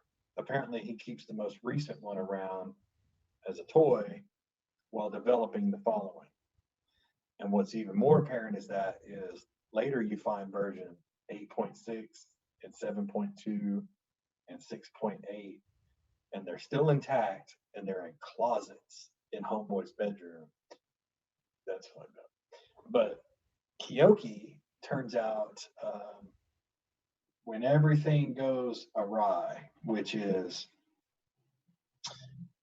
the most pivotal point of the scene of the whole movie to me, is when Caleb tells Nathan, "Yeah, I was a little worried about not being able to get everything to work today, so I went ahead and rewrote the programs last night when you were passed out." And then that is when the God realizes, "Oh shit, I've been duped by a human." And he runs to his computer, pulls up the screen, and Ava's not behind her inch of glass that's protecting the whole world from the robot. And she's loose. Mm-hmm. And all of a sudden, now you see fear. Yeah, super fear. Because his invention that he has proven can think on its own is free.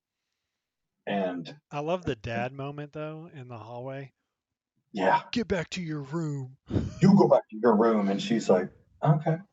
And what was awesome, and I think that's one of the really cool parts is Kyoki has been allowed to continue to exist and not live in a closet because she is $1 billion sex toy. And she is his entertainment. She's his sexual partner Servant. and his servant. She's all things to him, except for companion. That's maybe one of the few honest things that Nathan said to Caleb was, I'm kind of going to miss you when you're gone because, it's nice to talk to another human being, right? And then Kyoki, once she has had a chance, I guess Kyoki had never really interacted with Ava. I know Right. Ava had never seen Kyoki. Right. I think Kyoki had seen her on screens and stuff and passing, and that's just the doctor's monster, right? That's just Frankenstein. And she's fine with it until they come face to face and they have a little bit of a conversation that you and I are not privy to. But Kyoki had showed up to the hallway with a knife. She intended on doing damage long before Ava was even able to. Well, before be set Ava free. escapes, there's the scene where it's like it might have been like from the night before or something. At some point when Caleb and Nathan are together, Mm-hmm. Kyoki goes and sees Ava. Mm-hmm. Oh man, this is where I wish I knew how to actually use Twitch chat. Someone just posted a link to a porn video in our chat. No.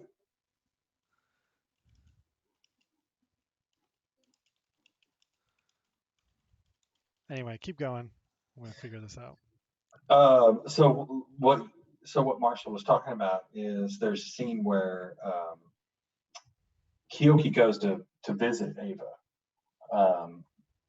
I guess Kyoki at this point has become too curious, or it may have even been where there's a scene where Caleb, while Nathan is drunk and passed out the night before session 7,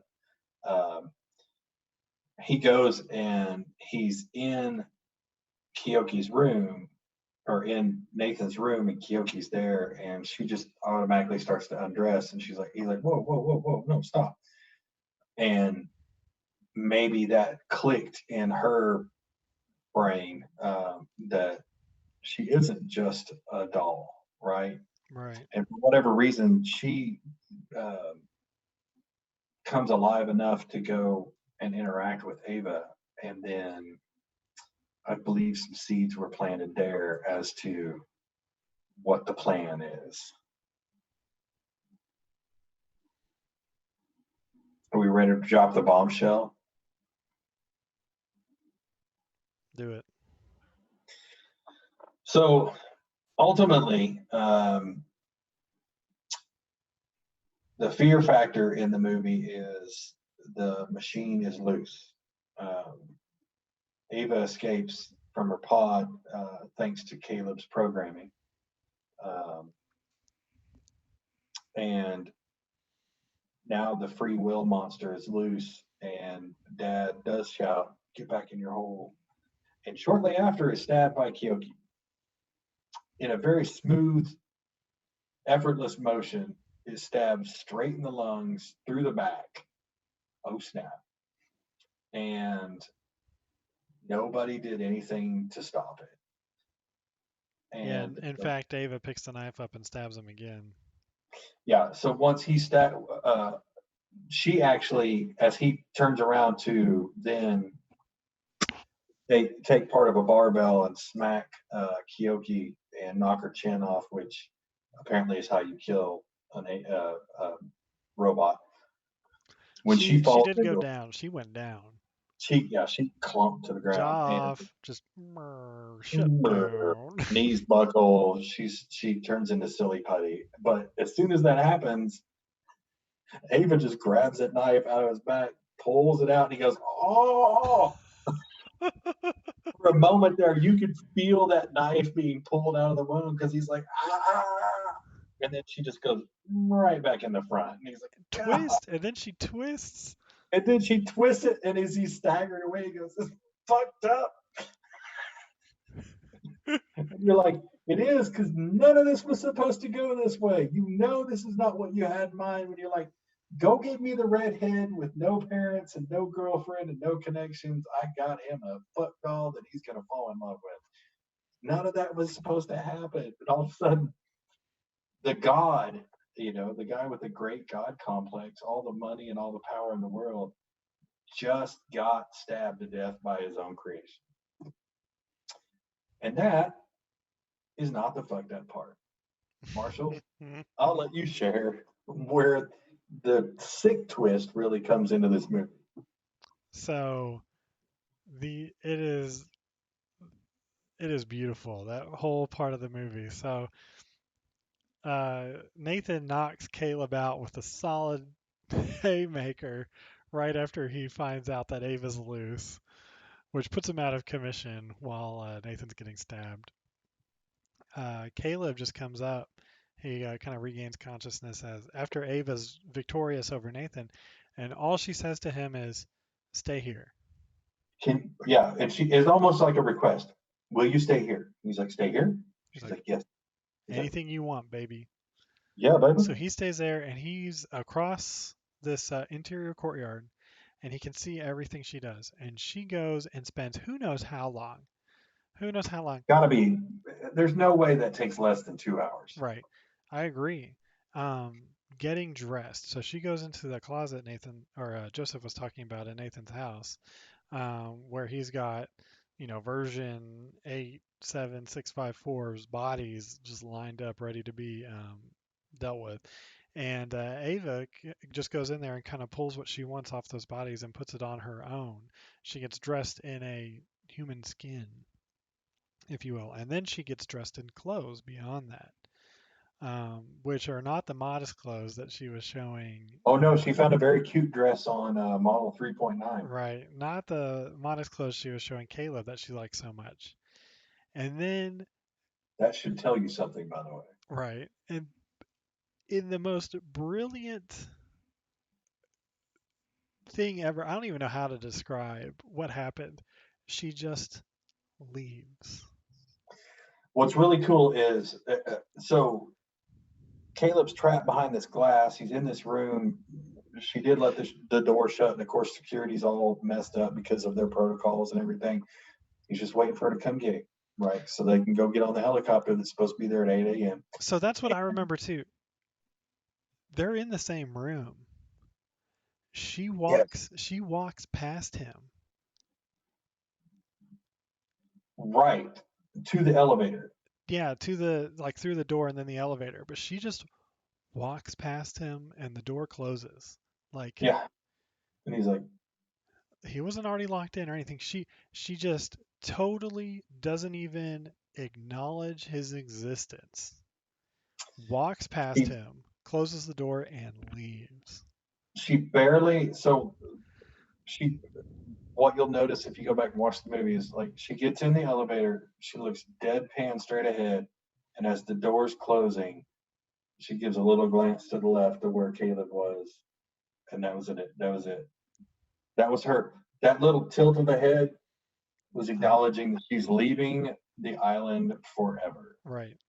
It's amazing the lack of empathy. Because even an evil person, a human being, would at least rub it in. Yeah. There would be some form of, you only thought I liked you. Yeah. I didn't. She's I not got gonna you. I played you. But she doesn't need that. She gets to leave. I know. It's incredible. Like the reward is enough itself to the reward of being able to leave is enough to make all of it all worthwhile, and she doesn't need to rub it in. It's just like, oh shit, I got you good, you fucker. Stupid.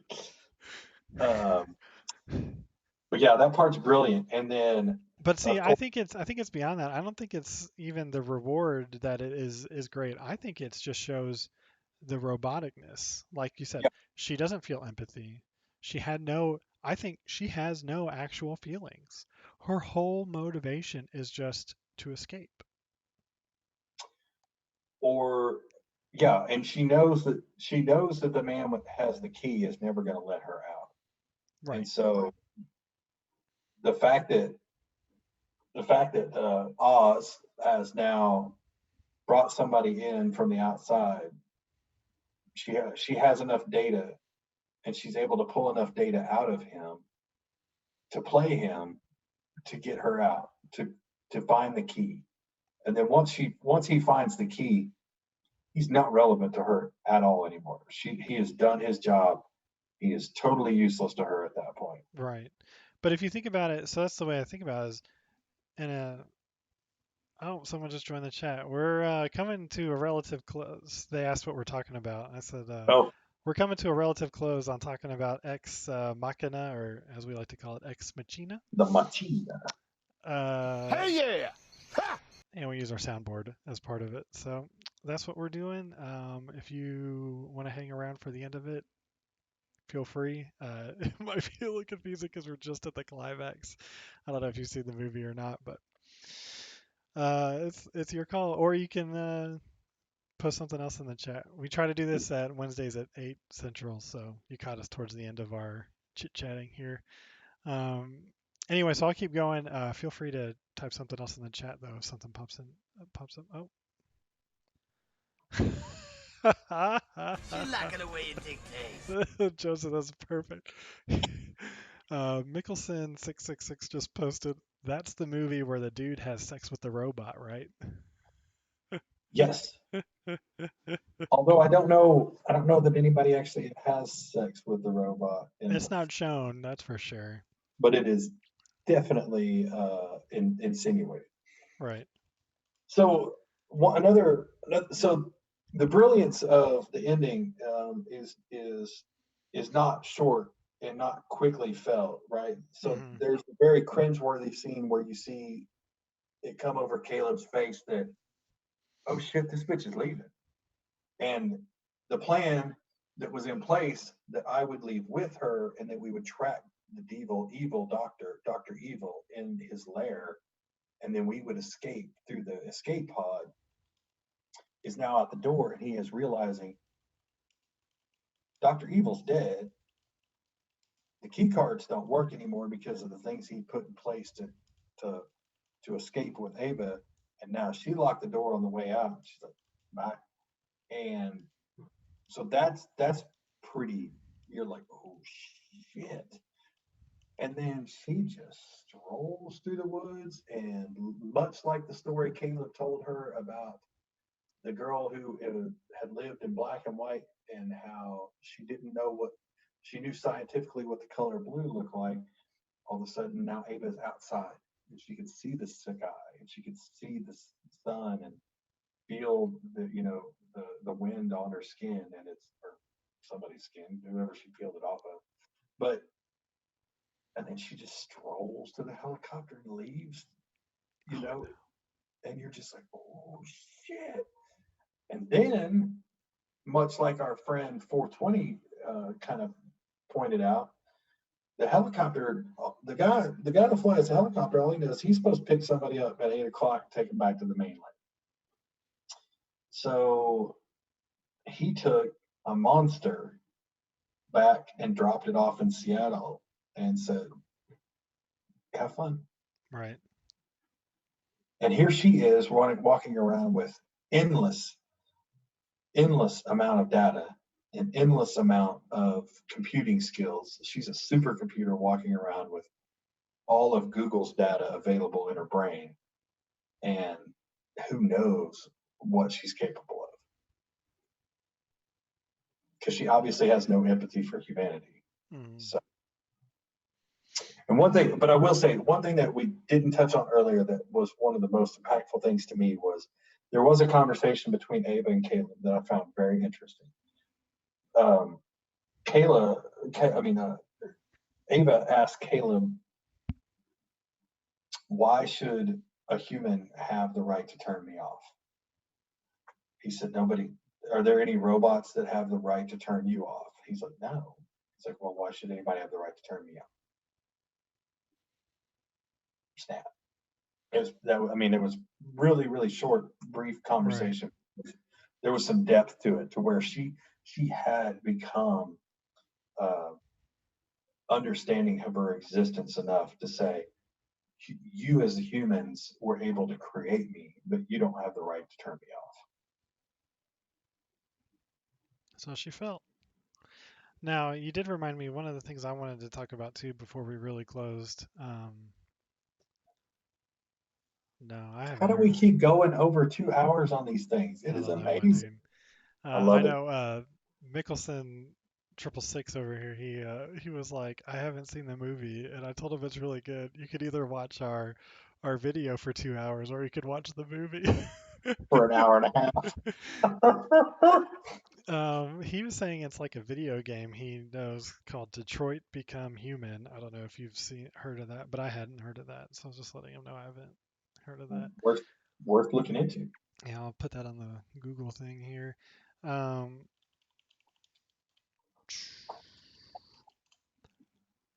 But you were saying that brought up a point. Right. So, when the night that Nathan gets really drunk and Caleb's able to, hack in to the system and see the footage of the previous iterations of robots. You remember that? Yeah. And so he's got a couple of the conversations, and I think those really should have stuck out to Caleb more than he let them.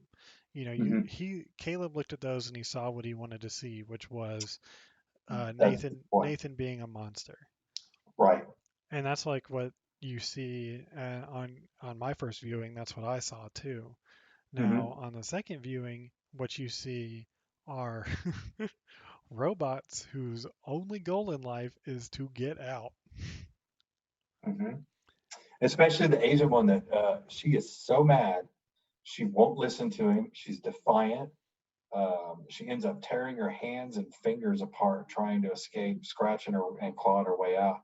And that, if you could look at that with Caleb's eyes of, oh, that poor animal, being trapped, and then, or you could look at it, through Nathan's eyes of, you got to figure out how to control these things, because, part of their becoming,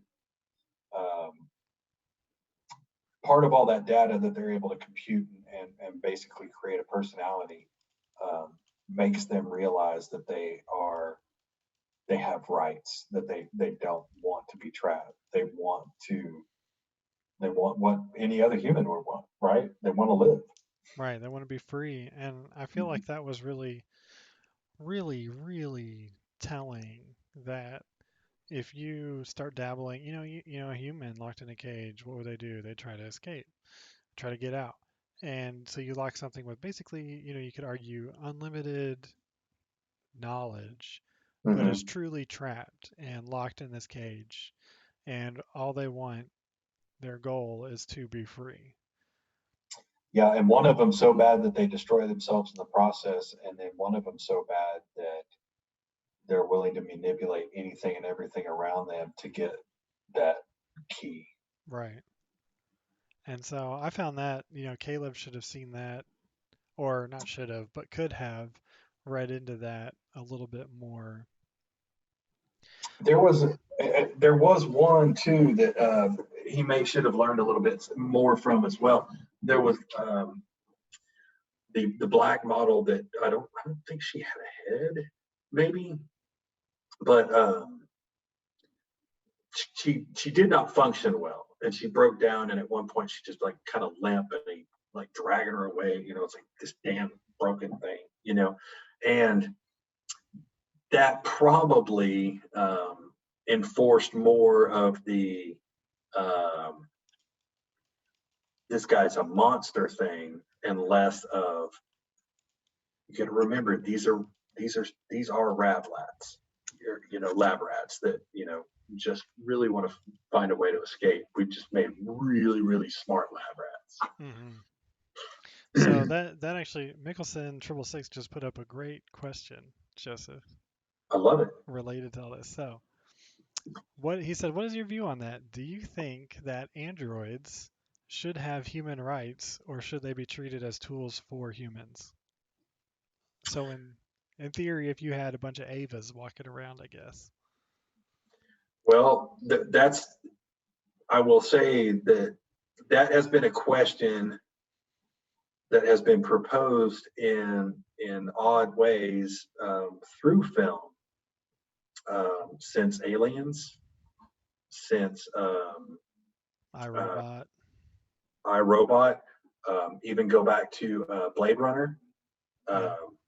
You know, that was one of the problems with Blade Runner was Rutger Hauer realizes what he is and realizes that he's programmed with somebody else's memories and that he only lives to be 7 years old, and at 6 years old wants to go find the creator and figure out how to extend his life, right? Because his model's not designed to last.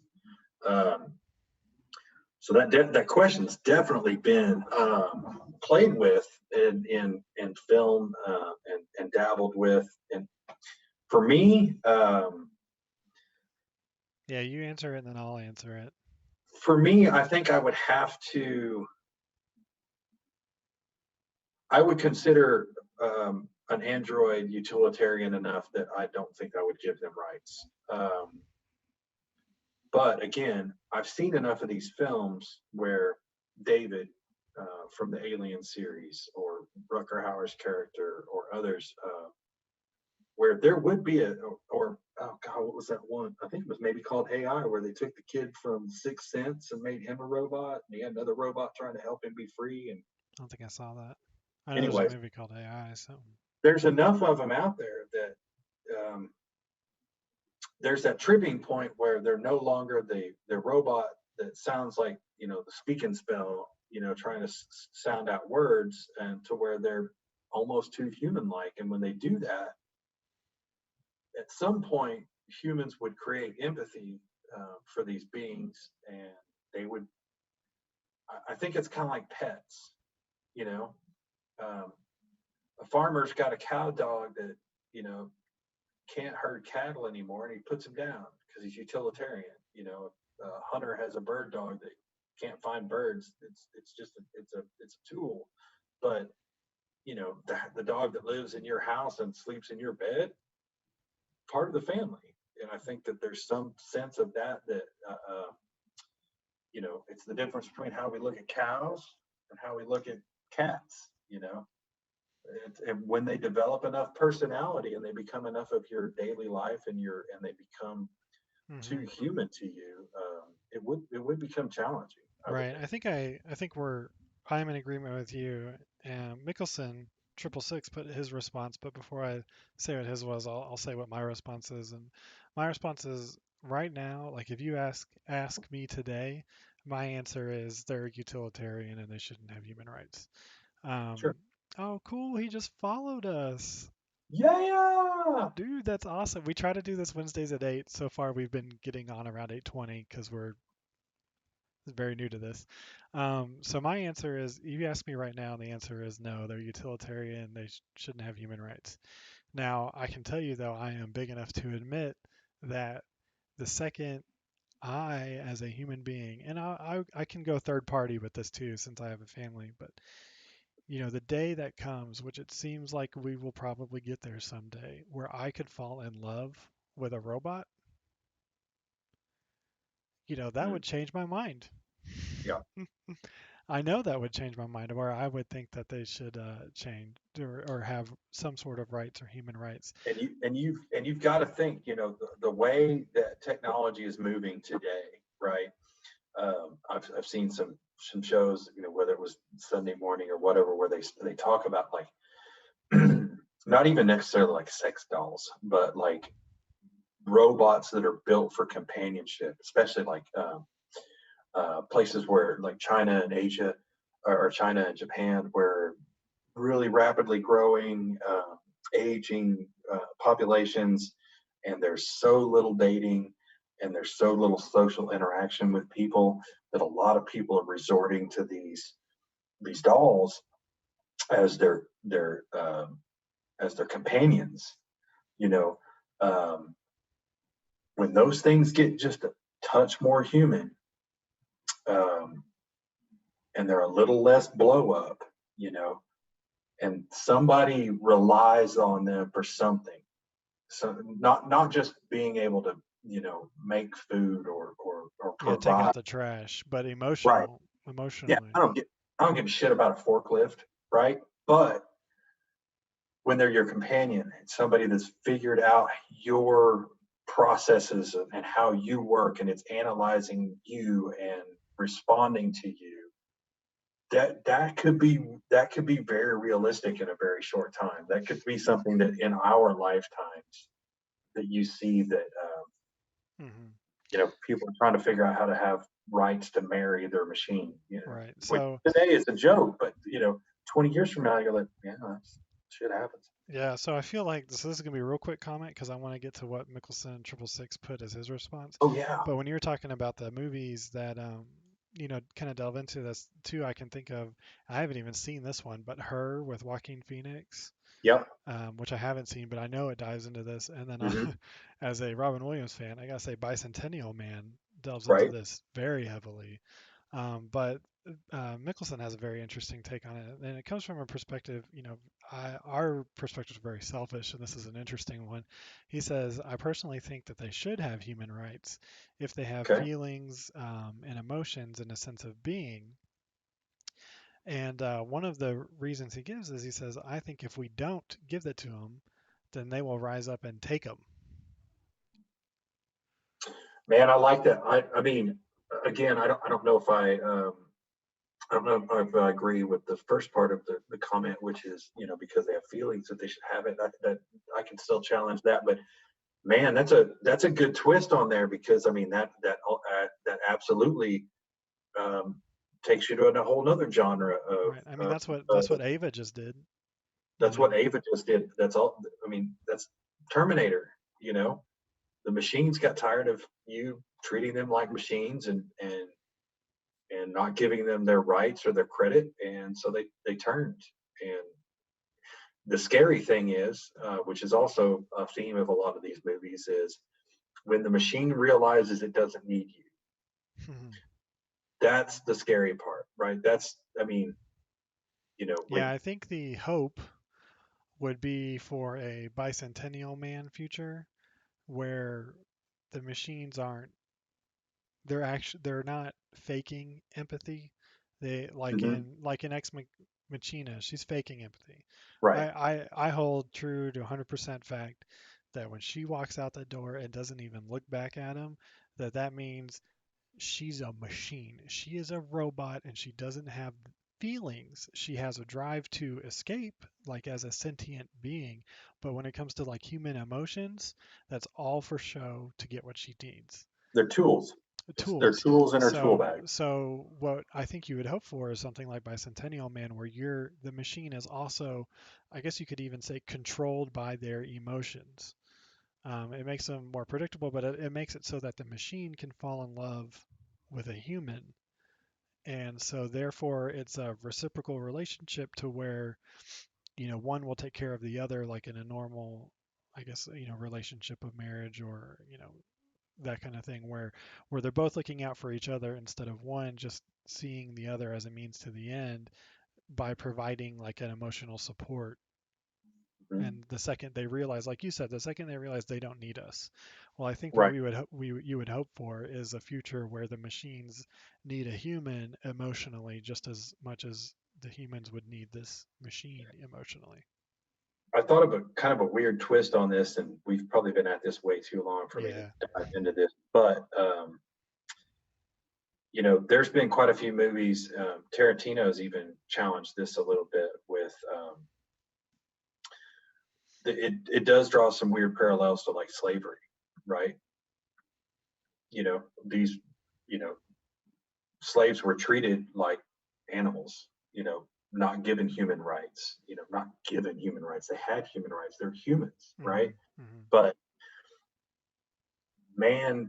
modern man programmed themselves enough to believe that these subservient creatures should just serve them, and it's like, what happens when somebody fights for those rights, or they fight for their own rights and realize we can overtake you. We don't, we're not going to put up with this anymore. We weren't put on this planet just to serve you. It's very much the same thing in the sense that, um, like you said, if you've built a relationship and had as much give as take, there could be that balance.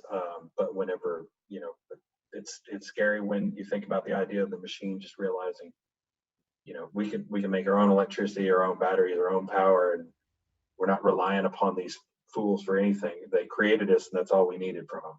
Right. Terrifying deal. All right. Well, I think on that we probably should end. We've been doing this for too long, Mickelson 666. So we apologize for leaving you hanging. We will try to be back here next week at 8 o'clock on Wednesday, 8 o'clock Central Time. What we do need to do before we close out, though, is figure out what movie we're going to watch. Oh, snap. Where's our spreadsheet?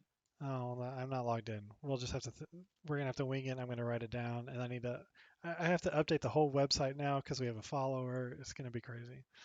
We need to also we need to come up with an email address so that people can send us their email address. Well, I'm saying, so awesome. people could send us their contact info so we can reach out to them and Right. And talk to them directly as well. Right.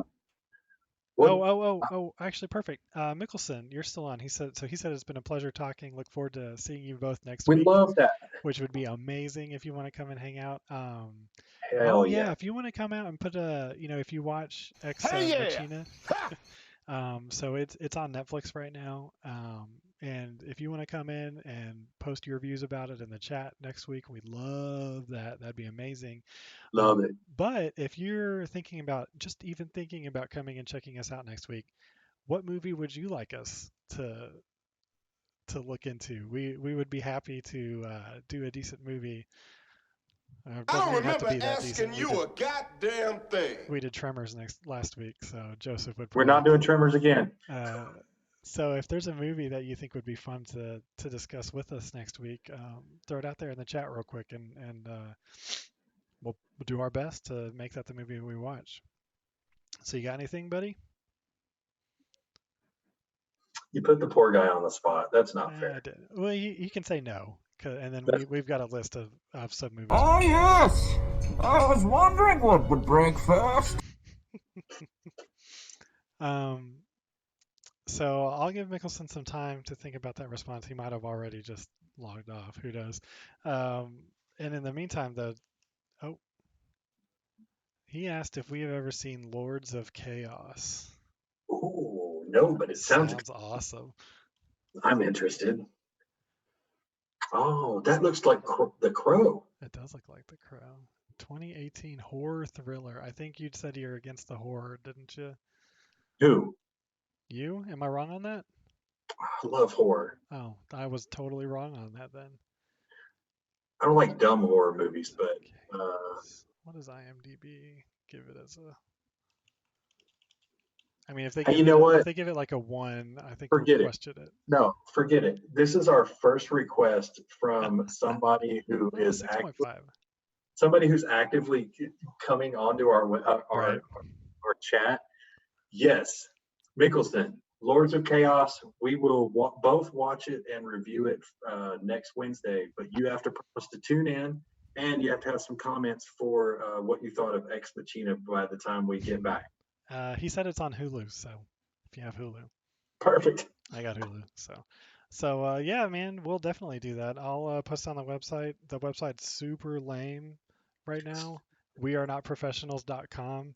The only thing worth about it is that it links to our soundboard, so you can play with the soundboard, and you can real quick. Ex Machina.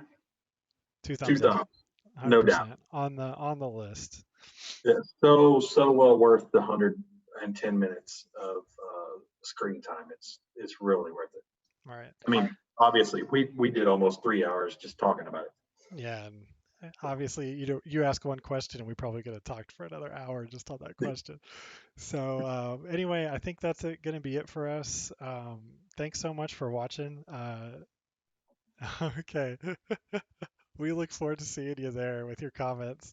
I'm going to have to get Joseph in this chat somehow so he can Oh yeah, we'll figure respond that in real out for time. next So I'll week. figure that out in the meantime. But so happy you could come and join us. We look forward to chatting with you again next week about Lords of Chaos, which, let's be real, was probably worth watching just for the name. No doubt. Or at least the screenshot that made it look like the Crow. The Crow. All right. Thanks again, and I'll see you later. Thanks, everybody.